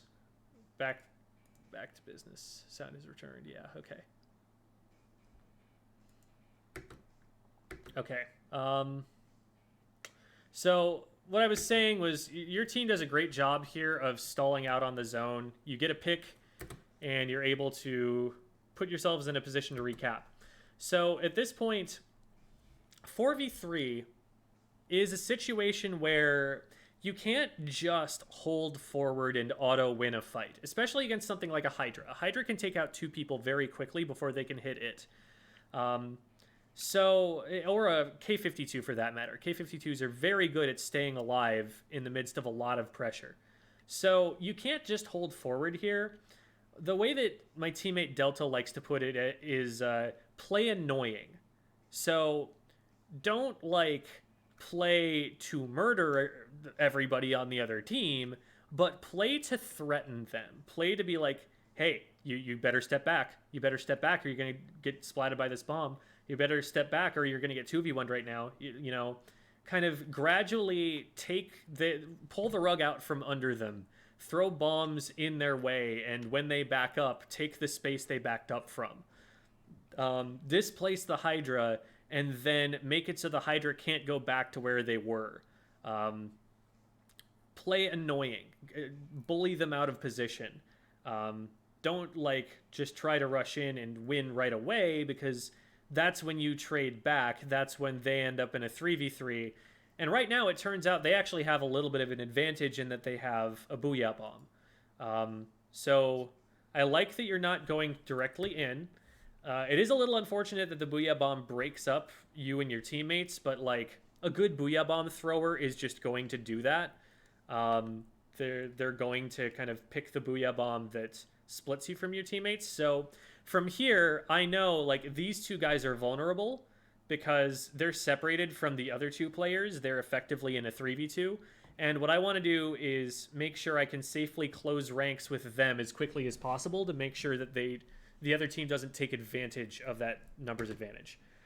So I want to be moving in with them as quickly as possible. They do go for a fight, but it ends up being a 1-for-1 trade, and you guys are going to maintain control of the zone. I'm not really sure where the rest of the other team was to capitalize off of that booyah. Maybe Devi was busy backing up someplace. Maybe the other teammate was trying to flank or something. It's hard to see what's going on with that. But the fact that your team is able to just kind of regroup on the zone here without much resistance is really good for you guys. Now, again, from here, with nobody dangerous that you can see like in front of you, knowing that snipe is cleared, take their street. Their street is a really scary place for you to be. They're going to have to think twice before they move toward it, and they really have to be in street to be able to paint the zone unless they're Devi.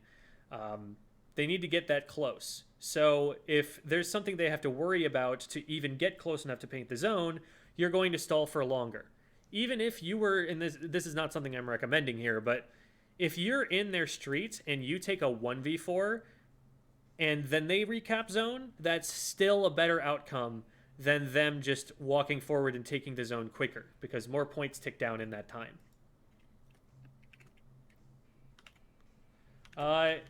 You could have prevented that probably. So right now, what we know in retrospect is Devi is currently climbing up on the top left. You see there's paint going down to the bottom left of you here, right? Check out what's happening there. Figure that out. Because you'll also notice up here, and this is something that should always be an alarm bell in your head, there's a lot of yellow in the zone right now. You are one of the weapons on your team that is best equipped to support the zone and make sure it doesn't get capped. If you stall the zone right here, if you paint against this threat right now, then you might either keep the zone for longer or you might delay them from getting the zone.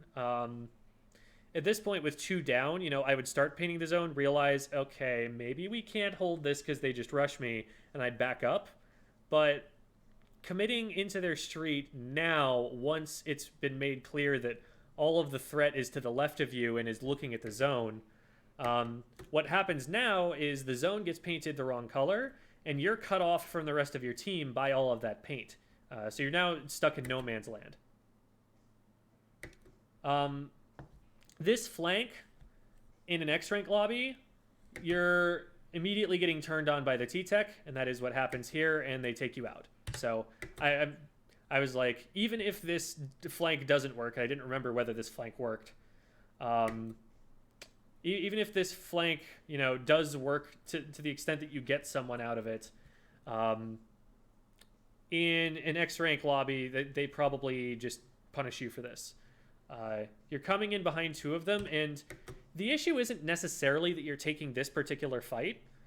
The issue is that you take it before you have your aim on.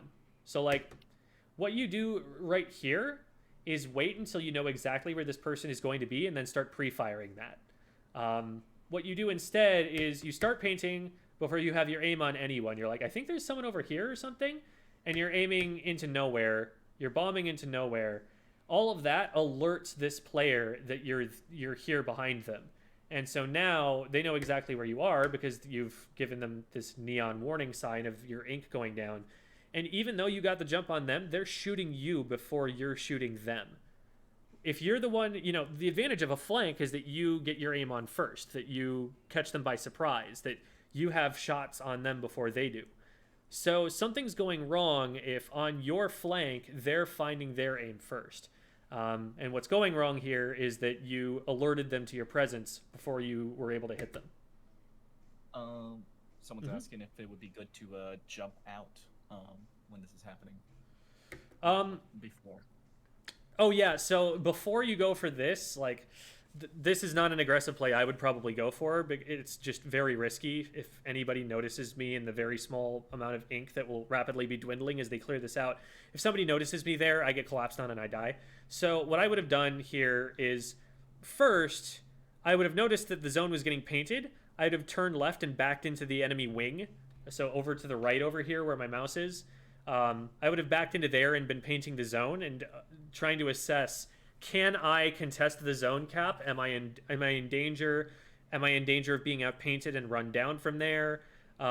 If I assess that it's dangerous, then I will back up to the right flank and either jump out or hide somewhere and wait for my team to come back. Once I've committed into the street, so once I've made that error and I see that the zone is painted behind me, then the best bet is probably to just find a spot to jump out from. And then if I do decide to take this flank, I'm going to shark there a little bit longer, figure out what Chibi's movements are, and once I've got a read on like where Chibi is about to be, I line up my crosshair there and then start shooting it. Maybe I throw a burst bomb at it to paint their feet first. That might be, you know, a way to make your shots easier to hit, because then all of a sudden they have to paint their own feet before they can shoot you, and so you still have advantage. So that might be like a training wheels way to take the fight, but you definitely want to be lining up your shots first before you try taking that engagement at that point.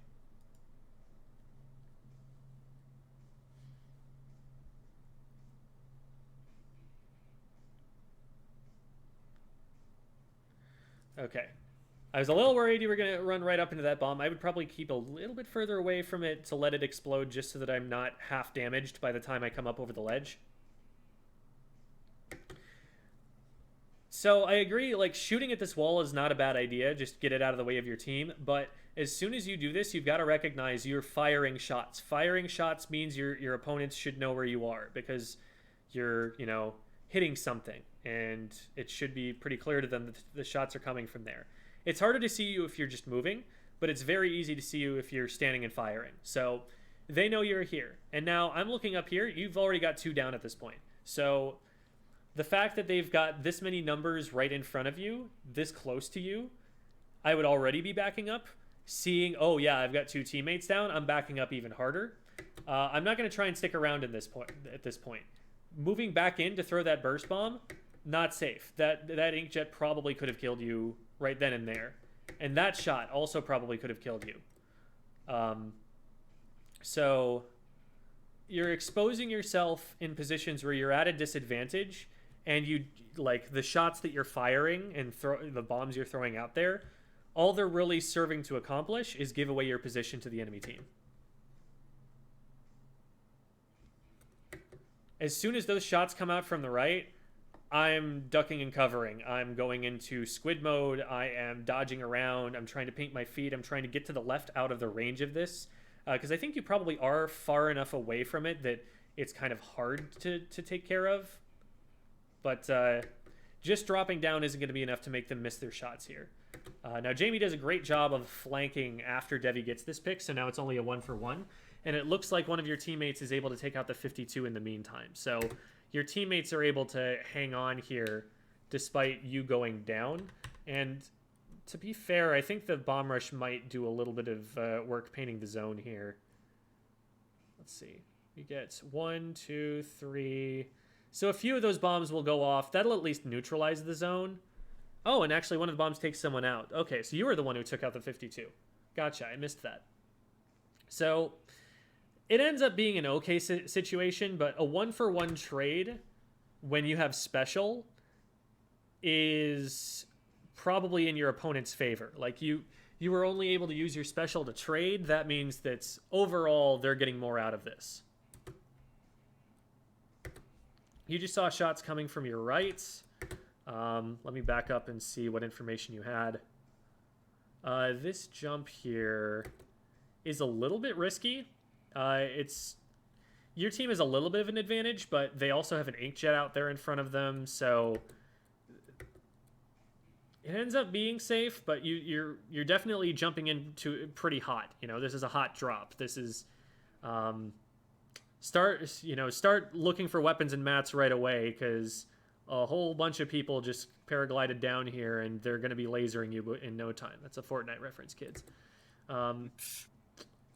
You're focusing on this inkjet. The only way you hit this inkjet from here is with burst bombs.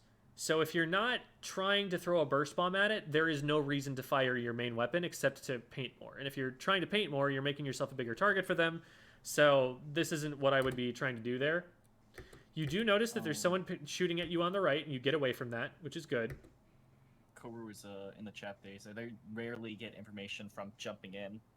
They should practice that. And really, you should have a lot of information before you jump in, too. You should be watching your map the whole time beforehand to kind of see what the state of the game is. And while you're jumping in, turn the map off because you have a better view than the map will give you from just looking at the overhead that you get there. So this is just an awkward place for them to inkjet from. They probably still can splat you from there. Let's see. So how do you get in this position? Because you're on their wing right now. So maybe your camera looked different when you were doing this, but look at how little information you have on this freeze frame. You're trying to push around this corner here to aggress them, but like they know you're coming. They could just pre-fire this. You're pushing around somewhere that's a left side peak. Thankfully, they're not here because they would have been shooting you before you would be shooting them, but also you get marked. This is a situation where I back up. Like if they're all the way out there on the far right side here, now they're flanking right. And so I might as well deal with that by backing up to the zone and going backwards. But pushing all the way back in here... Oh, okay. I think you expected that they dropped down instead of going back around to the right. If I'm, defending from here, my first thought is not to drop in the event that someone's pushing me. My first thought is to back up onto the grates here so that I have right side peak advantage. So that's just something that's strategically, they're probably not going to be here. They're probably going to be behind you. And they've got the inkjet. I just would not have pushed in this far. I probably would have sharked underneath the ledge of here first. So I'm going to back up 5 seconds. So this wall right here that's painted mostly yellow, what I would do is once I saw there were shots over here, I would paint up the floor down here and sit in squid form underneath this ledge, so it's very difficult for them to hit the fall-off shots they would need to be able to hit me. And I would look over the wall first and see what's going on over there. Where are they positioned? Is that something that I can push? Is that something I need to run away from? And then if it was safe, I would hop over and try to go for it. But when you hop up over the side like this, you've still got this wall in front of you. Now what you can do, and this is something that the game actually tutorializes pretty well in the single player mode, is use the right stick to twist the camera and look around the corner before you go. But you're already painting your feet by the time you get around here. And so you don't know where they are, then they show up behind you, now you're marked. And here, this is a perfect opportunity to put a wall in between you and them and just run away.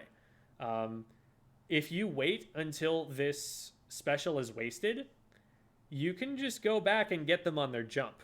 But contesting an inkjet one-on-one is probably something you only want to do if they're not looking at you or if it's the only option that you have to get out of the situation.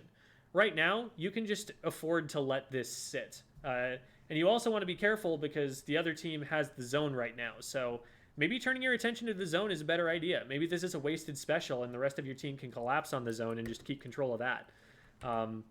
There's this thing that keeps happening that you keep trying to aggress and look away from the zone and don't look back at the zone when it starts getting painted.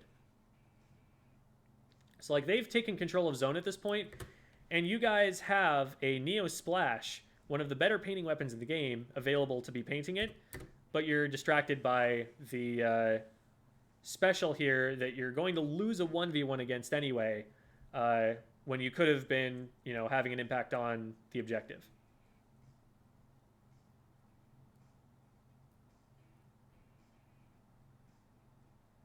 Okay, so your team, again, does a great job. You've got 2 picks, and so getting cap is a cakewalk.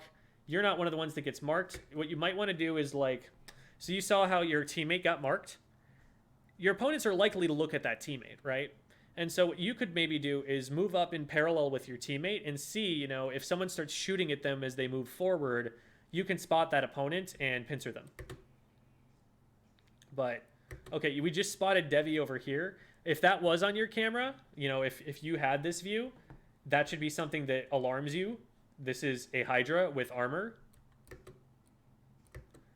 And those shots, you know, I could tell from this camera view, and maybe you couldn't see it from yours, but if you couldn't see it from yours, that's a camera issue. That's not just you're off the hook for this.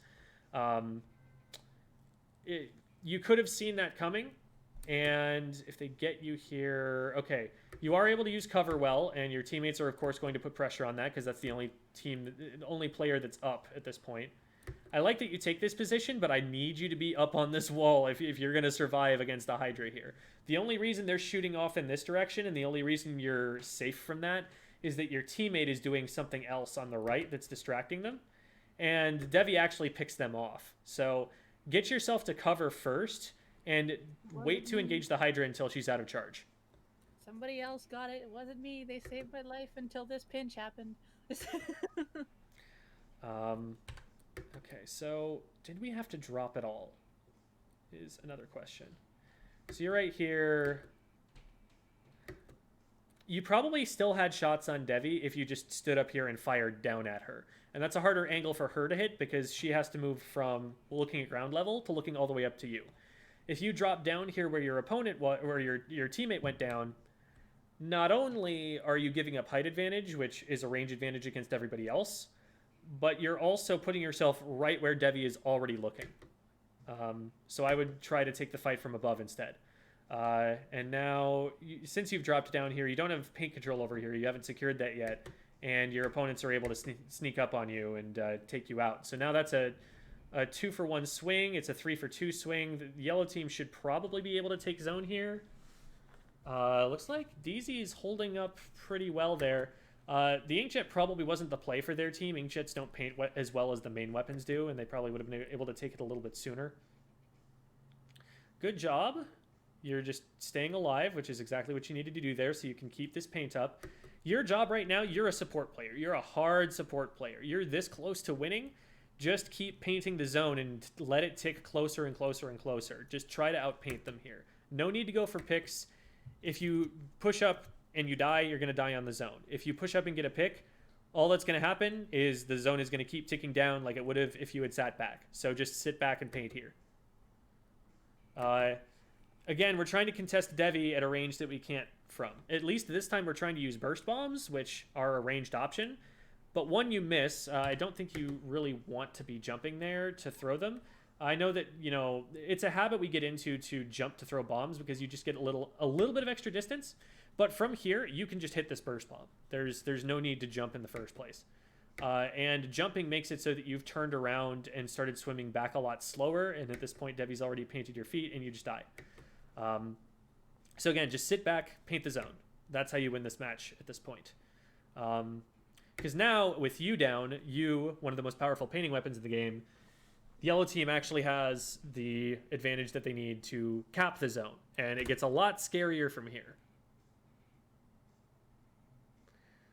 So Avery goes down, and it's a 3v3 situation right now. But an Inkjet goes up and is able to take one of you out, and so now yellow team just caps. You're not able to stall the zone for any longer. This is really scary right here. You don't know exactly where your teammates are going. It actually looks like Jamie is flanking right, and your other teammate is getting displaced to the right. So if you pop up here, you're effectively in a 3v1, and it's all yellow paint in front of you.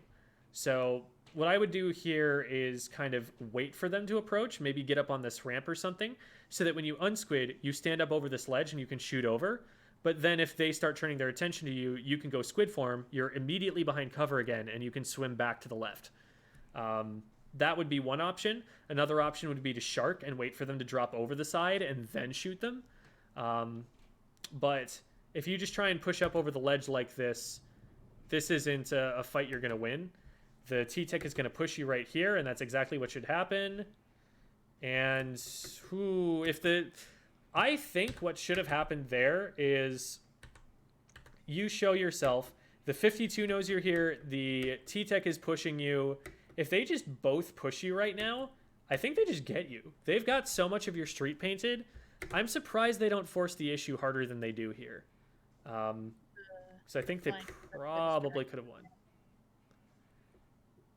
Yeah, the flank might have distracted them there.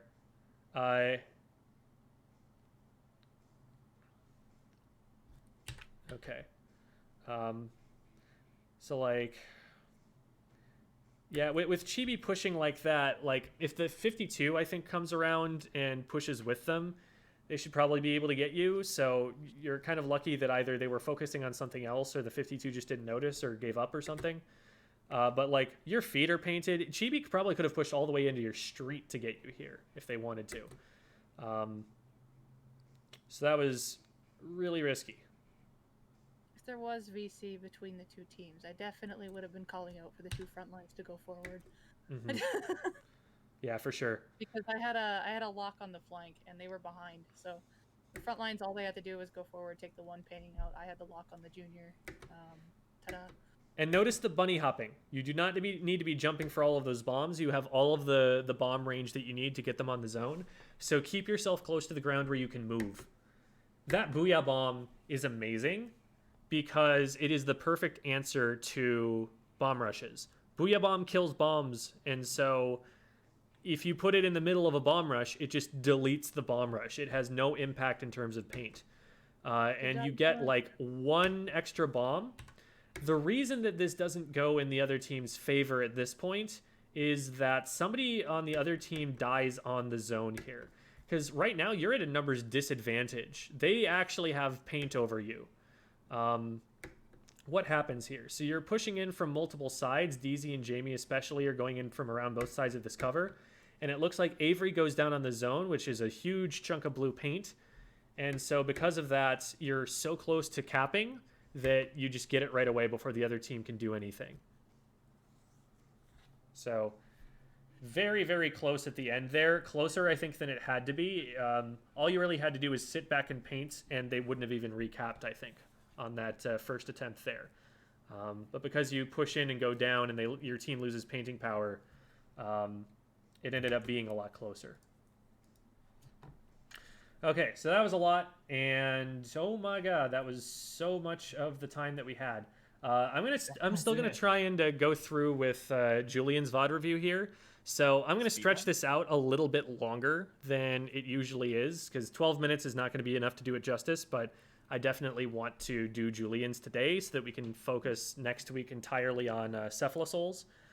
So this is going to be a little on the longer side. And hey, Avery, if you've got to get going, that's totally cool. No worries about that. Squid School? No, I'm so sad about that. Oh, no. Ah, shucks. Darn it. I was going to start twinning with Tara on top of the hour. Shoot and like, dang and darn. Okay, so. Debbie, if you got a dip, like. Well, we'll wait till Squid School's over since Taryn just woke up. So time to wake up. Mm-hmm. Wake up time. We'll be going live after Squid School with talks about one-trick weapons. So. Okay. Sounds good. All right. So I'm gonna catch up on chat really quickly. Just. Oh goodness, there's a lot to catch up on. I'm probably not going to do that in a reasonable amount of time. That's basically that's told you novel. the important stuff, and you answered it mid-review, so you should be good. This person's name is Eurobeat. Yeah, it was Eurobeat Obsessed Octo, and then they switched their name to Julian with an A in the Bravous community Discord. So. They're playing the Grim Range Blaster, and we're gonna full screen here. Hopefully all of y'all can still see. Mm-hmm. Okay, cool. So now we're gonna get going with it. It looks like there's probably 2 games here. Let me check in with Julian really quick and see if there's one of the 2 that they prefer to watch.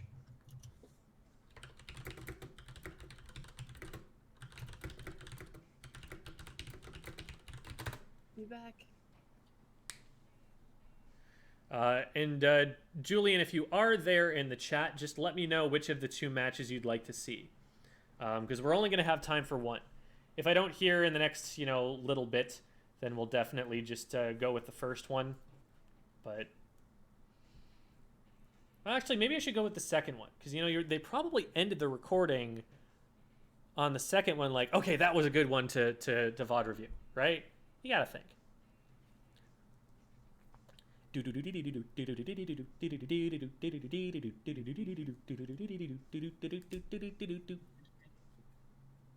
We like a little bit of Eurobeat. Just a tran. Just a deja vu's amount of Eurobeat. In the meantime, tell us a story, Jim. Okay. Spin us a tale of all of your... Oh, let's see. What kind of story can I potentially tell? Grand legend of the first chicken. Oh, I'm sure you could just come up with a story on the spot, couldn't you? What? No, there's archives. I have entire scrolls of archived lore just sitting right beside me. It's all about the inner workings of the Grand Chicken Nation rising from the deep. The immortal 7 chickens that... And analytical commentary on the joys of chickens. Fun fact, cheesy poof is a drum rudiment? What? Please explain. What are those words? A drum rudiment is a basic pattern that you can play on a drum. Huh? And so like, there are diddles and paradiddles, which describes the sound that the drum makes when you hit it in this particular way. And apparently a cheesy poof is one of those, which is amazing, and I want to know what it's like. One of the more advanced ones. That's amazing. Incredible.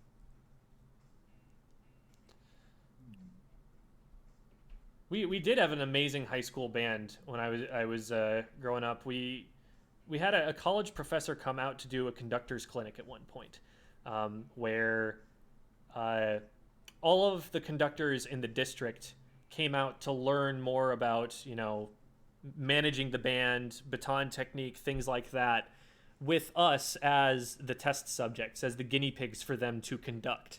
Because we were the top band in the school and one of the top bands in the area. So I remember this professor coming in and just as a control, he wanted to play us to play our piece for him. So we played George Washington Bridge, which is a classic. And he was like, okay, well, even if this were a college group, I don't really have a lot to say about that. So let's just skip straight to the conductor's clinic. There was like one piece of woodwind's phrasing where he was like, do that in an 8-bar instead of a 4-bar. And that was literally all he had to say. Oh, wow. So, Damn. I guess, does that count as a story? That's enough of a story. I think so. It's up there with a book report. I haven't heard anything from Julian, so we're gonna go with the second game. He'll be more warmed up at that point, right? He's already played a game. So here we go. So Eurobeat on the Grim Range Blaster here. This is Skipper Pavilion Splat Zones. Comp. You like this comp, you said? It's such a poke comp. Mm-hmm. I would be afraid of this if this was me going against it. There is a lot of chip damage on this comp. You've got bomb spam from the junior and even from the NZAP, because the NZAP, it's going to have auto bombs, which are less expensive than splat bombs or suction bombs, so it's going to be able to throw more of them. You've got an X-Blow who's always doing chip damage, and that's really what it's all about, and you've got a blaster with a burst bomb. So there is a lot here that you can use to just force someone out of an area if you play patiently. I'm going to say it, in S+0 zones, they're probably not going to play it that way. But this is a comp that, in theory can definitely work really well. Now, one thing I will say is that this is zones and you're bringing a blaster. So what that means is you're going to get outpainted by every other team. And if in theory the other team were to just try to paint and beat you with painting, they could do that. The pressure is on you to splat someone if you're going to pick a blaster in zones. So you're going to have to play this at least somewhat aggressive. You're going to kind of have to force things here. The measure of whether you're accomplishing what you need to on the team is going to be whether you're getting picks that let your team cap the zone. The Expert. Okay, the other team definitely outpaints you. They've got Dually Squelchers, a Neo Splash, and a Blob. And brushes still paint a lot themselves. It's just a very particular kind of paint. Some weapons paint better for special, whereas other weapons paint better for zone control. Brush is a weapon that paints extremely, extremely well, but it paints for special. Because the way that it has to paint is by painting in a circle around it. And if it does that, you know, like the permanent ink brush gets armor in 4 seconds. It's insane how fast it paints. But like, it's really good at getting armor. It's not really good at painting an area that its teammates need to control. Because it doesn't have a lot of painting range, and it doesn't have the best coverage to be able to do that. It has to stand still while it's painting too. So, has some problems there. But the other 3 weapons paint insanely well. To be fair, you have a Junior and a Zap. Explo paints pretty well. It just runs out of ink a lot, so you have to be kind of careful how you use the ink. But you have a decent painting comp. They still beat you here in terms of that. So, again, we're looking for picks. That shot right there tells everybody in the game there's a blaster up here. So I'm not sure if I would go for that right away. Maybe if you're just trying to paint an area in front of you and then maybe you move forward with it. But because you only shot once and then dropped down into that, if they paint your feet here, you're kind of locked into place. And the only thing you can do is kind of stand and shoot at this point. Now, fortunately, you have a teammate with you and they don't. So they end up in a 2v1 and you actually win that. So that's pretty good. Now, you know that there's an opponent up here. What a lot of people, like on a blaster or something, get baited into doing in this position is they try to push closer in to get just the right angle to hit this player. That's what this player is looking for. Every brush, every roller, they're ambush predators. They're going to, like, sit behind a corner. They're going to know from experience where you're going to try and go. And as soon as you get into their range, they're going to jump out and try and splat you from there. And they're going to do it pretty quickly. So what you want to do if they run out of your sight like this is stay at max range and just poke around to the edges right and left and try and force them out that way. If you go too far in, you give them an angle where you can't hit them easily, but they can hit you. And that becomes dangerous.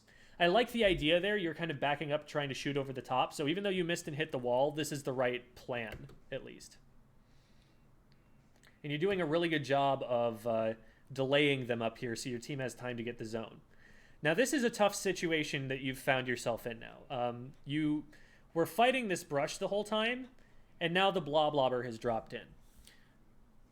You know, on maybe like an X level, an X rank level, I would say like once you've fired a certain number of shots, just back up, because at that point you've given your position away and people are probably starting to move toward it. And if you're not getting any support, you're not going to be able to win that fight. From here, though, let's just look at the 2v1. What you want to be able to do here is isolate someone. Because if these two players both have range on you, you're in a lot of trouble. What I would be doing here is moving right, putting this pillow in between me and the Bloblobber here, and putting myself out of range of the brush. And maybe from there I can hit indirects around to get rid of the Blob, who is the only person who can hit me right now. And from there, I at least maybe try to trade 1v1. The brush, if they're smart, probably just gets this pick after you go in on the Bloblobber. You're probably dead either way. But from that position, I want to be kiting away from the brush, because they're the one who can't reach me if I move too far away. The Blob has better range than you do. They're always going to be able to hit you. Focus them first. So you're 2 down. Opponents should be able to just recap the zone here, especially with a teammate way out here. They're not doing anything to prevent the opponents from getting to the zone at this point. If they're watching map, if they're paying attention to ouch pings, they should know, okay, being right here, like, yeah, maybe I might stop this guy from getting to the zone, but I'm not going to stop the zone from being capped under any circumstances from this position. So hopefully this teammate either hides or jumps out, preferably jumps out, I would say, so that they can go in with you and coordinate better. But I'm not sure that's what they're going to do. This teammate here is lucky to get a pick, I would say. Oh, okay, they get a baller. So maybe that's not a bad idea. If the other team were collapsing on that effectively, they might have been able to shred it, but looks like he does a good job. And this player actually wins a 1v1 on the back side of it. So maybe an opponent didn't see they were there. So maybe them sitting there actually does pay off. Maybe them sharking there actually works out for them. Your Explosher here does a lot of work with this baller, for sure. And this is great. I really love that shot. This shot could get him. Yep. Perfectly played against the Bloblobber there. They had no business showing themselves in that position. They were outnumbered. Your team had special. There were a lot of people looking at them. They had nowhere to run. There were a lot of problems with the blob popping up there. Great job recognizing the bad position they were in and punishing it.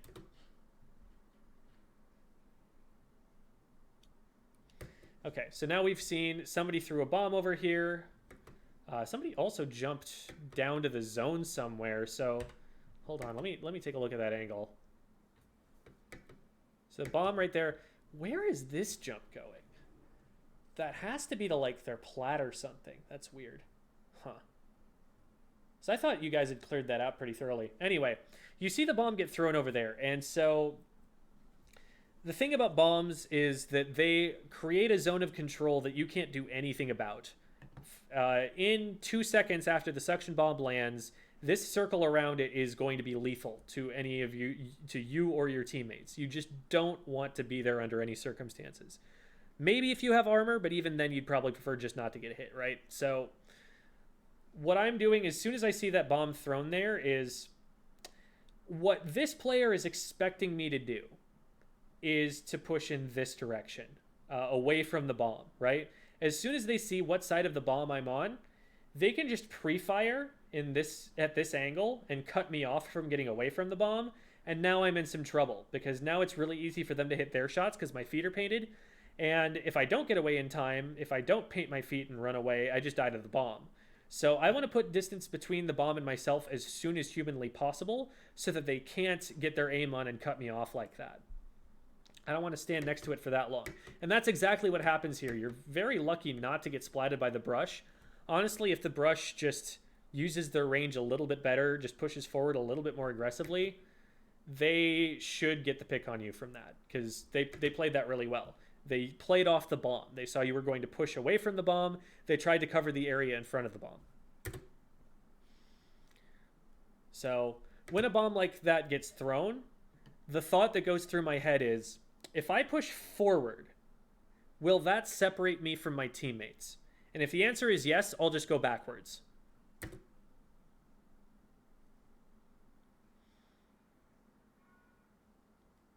All right, so from here, brush goes down, you drop in, and you see, I like that you're noticing that things are happening on bottom, that your teammates are going down from here.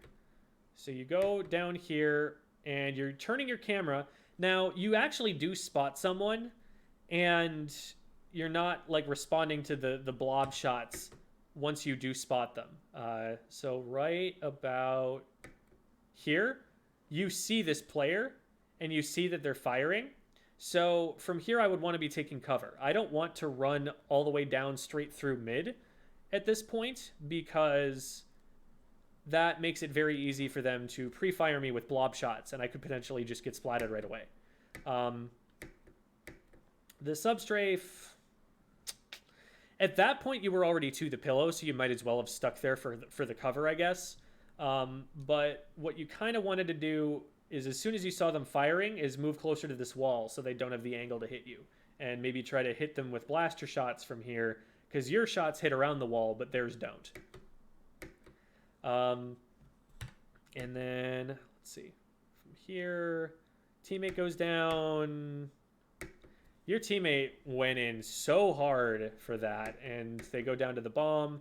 Yeah, at this point, this is a literal 1v3. You want nothing to do with this. I completely agree with you backing up. Now, you did have the brush respawning still, so I wouldn't necessarily want to pop missiles from here. 2 reasons. 1, it's not safe. You could get cut off from behind. 2, you have 2 teammates down still. So when you fire these missiles, there's only maybe 1 player who's going to be in position to capitalize on them. And they're probably still behind you. They're probably still spawning. So when these missiles go off, what you're hoping for is that someone dies to missiles with no additional pressure being applied to them. And at this level, that's just not going to happen. So those missiles accomplish basically nothing, because by the time you're spawning, you're not going to have vision of any of them. And you also don't have any special charge anymore for when it might be useful. Now, your teammates are able to follow up really well. I think is your orange zap fire missiles too?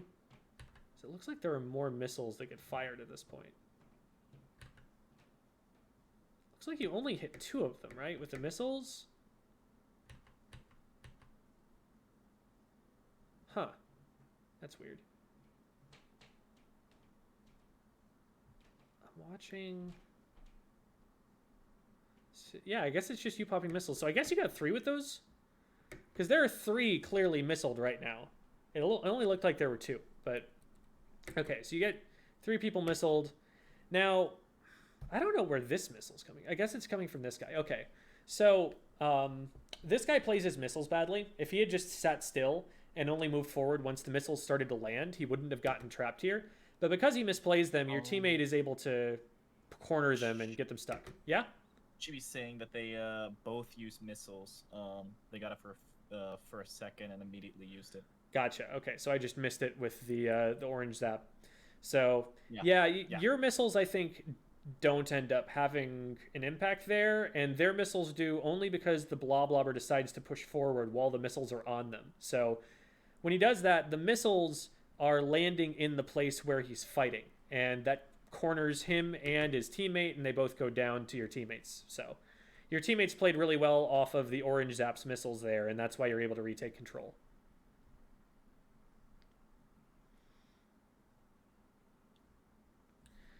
The sub-strafing there, I would say not super necessary.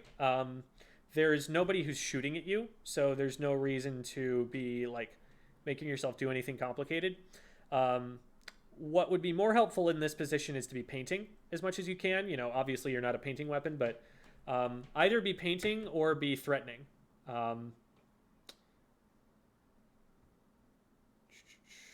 Good map check, because you're trying to see, is there someone coming up top? And there is. You rotate over here, and it looks like it's safe. Now that there's not anybody over here, I'm immediately thinking, okay, maybe they're going bottom again. And I'm checking the map to see, did they go in that direction? Because being up here, you've got this all already painted, and like, from even here, you see this whole area above is painted blue. There's no reason to hold this anymore. You can't get special from here. You're not controlling anything important from here. I would have probably turned around and gone back to bottom a lot sooner at this point. So now a fight's already happening on bottom. Now, fortunately, it looks like you're winning it, but the amount of time that it took you to turn back around and come over here, it means that your opponents are able to get further out, and they actually cut you off from your teammate here. So how would I play this? I need to not be by the brush. As long as I'm away from the brush, not only can it not hit me, but it also, like, brushes are unique in that in order to close the distance, they have to stop firing. You can walk and shoot. A shooter can walk and shoot. And maybe you're a little slower while you're walking and shooting, but you can do it. But this brush literally cannot walk and shoot. If it tries to hold forward while it is swinging repeatedly, it will not do anything. So all you have to do, even if it started hitting you, is back up and then shoot. And by back up, I mean take cover behind this pillow because there's someone else dropping right that we also saw here. So we see these ripples down here already. So what I want to do here is put the pillow between me and this player long enough to shoot the brush down. And then after I've taken the brush out of the equation, it's a 1v1. And those odds are better for me. But you miss too many shots. The jump shot here actually is really what messes you up. So that shot, it looks like you're trying to get out of enemy ink, which makes sense, but because you jump shoot, the aim RNG is just all over the place on a blaster. There's a really good clip from one of my videos where I'm showing aim RNG, and I jump shoot and it lands like completely to the left, and then I jump shoot again and it lands completely to the right. The two patches of ink barely even intersect each other on the wall that's right in front of me. Aim RNG is so terabad on blasters. And so in the case that you need to hit one more shot, you got to look at this like, okay, I need to just secure the kill here, at least try and get a trade, because I've already positioned such that this shooter is going to catch up to me, so I might as well just focus all of my attention on killing the brush at this point. So your teammates are in good positions to defend the zone right now. And the points are still ticking down, so this is really good. They're going to get outpainted eventually because the other team, again, outpaints you in general, and they outnumber you at the moment. So they're going to get this cap, but your team did a good job of stalling. This is an interesting situation. As the blaster, I don't know I guess maybe you come back this way and try to hit them over the ledge with, like, AoE damage. My first instinct was actually to push around to the left side and shoot back in this direction. And that's a little bit tricky with the blob hitting me, so I think what you do here is probably smarter.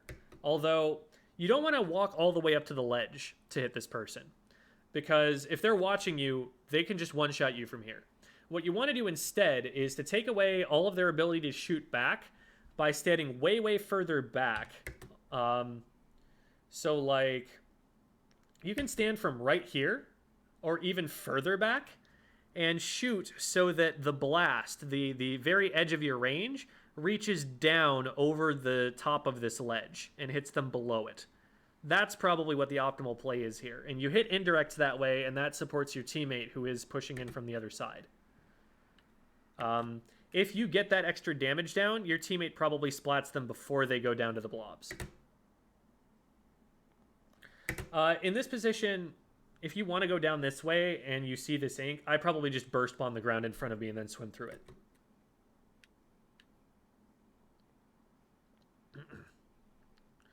All right, so we're moving in and we're moving and grooving.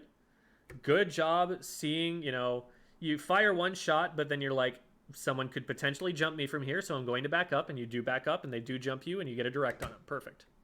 And I like that you didn't take the jump shot. You just swam backwards because you had the opportunity to. And you're out of ink, so you're popping special to be able to get some back. Unfortunately, you're popping it in a place that's a little bit exposed. What could we have done there? So seeing that you have special, what I probably want to do if I'm going to pop special is fire one shot to paint this area here, swim up the ramp, and fire missiles from over here. That gives me just a little bit more space, because the only teammate that you have on your side right now is pushed on the other side of enemy ink. So if somebody is in between the two of you and decides to focus you, you could get rushed down for this. And unfortunately, there is someone right there, and they hit you right away. So bomb rush coming in from the blob. Should get shut down. It does. That's good. Your teammates collapse on that really well. Good job spotting that your teammate was in a fight. And so even though your teammate goes down here, I like that you're moving toward it to try and help if you have the opportunity to help. Always put yourself in a position where you could help. And then even if the fight is lost before then, you at least did the best that you could. This is an interesting play. This is probably not my first thought here. Because, okay, one of them is down, but they have the zone. You're not in a position where you're trying to lock them out of the zone. If they want to get to the zone, they can just super jump in. You kind of have to aggress from the zone here. And yeah, maybe it's a good idea to sit back and wait for your teammates to respawn. But in that case, fire in this direction and paint for special. And then you have missiles ready to go as soon as it is time to push in. But sitting here, chances are very slim you're actually going to catch someone out this way. Oh, they do actually fall here. So maybe you had a read that I didn't. And they push all the way up. This is a strange push from them because this is taking the blob, a very strong painting weapon, off of the zone. Now, this is a tough 1v1 for you to take because you've got to know that you're safe for every shot you're taking. I would say like you take one shot as soon as they start firing at you, and then you immediately take cover. So like from here, let's see. That's good. As soon as I see these blobs, I'm swimming forward because I need to put this cover in between me and the blobs. And once you have cover in between you and the bloblobber, you can shoot your blaster around this and hit the bloblobber, and they don't have quite as many options. But fighting them on open ground, you have to stand still for too long in order to fire, and the blobs actually have a chance to bound all the way over to you. So you are probably going to lose from this position. It's lucky that you do get a hit there. And again, from here, use cover. Let the blobs hit the cover and then peek out from around it and like shoot them around the right-hand side instead of exposing yourself all the way. Here, you've pushed past all of the cover. You're putting yourself on open ground. You need cover to be able to make this fight work for you. So they're able to win the 1v1. Now, you could say that in a macro sense, you were actually helping there because you were keeping the blob off the zone, but the zone is still ticking down for them. You guys haven't actually capped yet. So the entire time that you're fighting over here, you could probably have been having an impact on the zone. You also lose missiles for taking this 1v1. So think about, you know, what the state of the game actually is when you drop in and think like, should I be pushing the zone? Should I be trying to hold this area? Should I be going for picks? Like, what am I getting here? Ooh, this is scary. So this jump, I don't take this jump ever. So let's see. If I'm jumping to this guy. This guy has blue ink all around him. He's got height advantage. This is a safe place to be. This guy is in a fight with someone in front of him, is surrounded by green ink, and there's a potential flank here if this guy wins the 1v1 against your teammate here. There are a lot of things that can go wrong on this jump. And one of them is bombs. Hey, look, bombs. Actually, it was the Octobrush, but... So yeah, that jump, you're down for another 10 seconds now. You were down for 10 seconds already, taking that 1v1. You're down for another 10 seconds. So that's 20 seconds now that your teammate has been in, with only 3 teammates up at most. So your opponents are going to keep the zone for that long, and that amount of time is pretty significant. Okay, let's see. You see a pick there, but unfortunately I look up at the screen, and this teammate is the only other one who's left alive. So right now you're on a rescue mission. This guy's got a whole bunch of green paint behind him, and a bunch of opponents who probably know where he is. So here I'm like, here teammate, get out safely. Now you're in the same position that he was, and he just went down. So I don't drop there. Yep, that is death for sure. Your teammates might be respawned in time to do something with those missiles. Maybe, probably not. Again, you know, numbers advantage there. You did not have it. You did not have the opportunity to go for picks there, especially once your teammate went down. As soon as your teammate goes down, I'm painting my way back and I'm swimming away, possibly jumping out once I get up top and I can see everything that's going on. Definitely not popping missiles. Popping missiles makes you even more vulnerable than you already were as a blaster surrounded by enemy ink. You can't paint your feet very fast. You can't fire shots very fast. You're very easy to collapse on at that point. So your teammates get 2 down here. They really need to be going for zone. Unfortunately, you're going to lose lead for that. I think if your teammates respond a little bit quicker to that situation, they probably actually do save it. Great direct. I do like that you're noticing, you know, this is a really strong point up at the top of the map for blasters. This is a place where you want to be if you know that they're going to spawn in and try and go for zone again. So it's good that you're putting yourself in that strong position. One aspect of that position that you weren't using before was the cover, so definitely pay more attention to that. But I'm glad you're taking that position. You should only really be taking that position, though, when you have control, because until then, they'll need you for holding the zone. Okay, I like that you're rotating down here. You're not going to be able to do much in the way of painting it. I like that you recognize that you're being threatened from up here, and so you're trying to make sure that you still have this escape route behind you. Your teammates trade, so you go for... Okay, this is good, just jumping out. You might have been able to stay there and help your teammates a little bit. I don't know for sure. Playing it safe is never a bad bet here. Especially with this little time left, you really need a coordinated push. Right now, push for... so I look at my special bar. I'm like, I'm really close to missiles. I would really love to have missiles right now because my whole team is here and they will see the missiles go out and they will be able to follow up on this. So, like, I'm looking at this like, ooh, this would be a beautiful time to have a special. And with this little left, I'm like, throw a burst bomb at the paint. Throw a burst bomb at the paint. Get the special right now. Right now. I need special. I need special. I'd just be shooting a shot right here, right now. And then, oh, you don't actually fire the missiles. So your teammate fires missiles, and then you fire missiles. It's good that you're at least staggering them, but I would have tried to lead the push off with that. Because if the missiles go out before your teammates go in, so like right here before anybody's down, if the missiles are already going out, your opponents aren't thinking, let's aggress these teammates. Your opponents are now thinking, ah, shoot, now I've got to back up. And if your teammates are pushing in while your opponents are like, oh, now I've got to back up, they're just giving up the zone. They either have to give up the zone right now if you shoot missiles, or they take a fight at a disadvantage and probably go down. But as it stands, because the missiles don't quite go out as early, they're able to focus your teammates before they get displaced.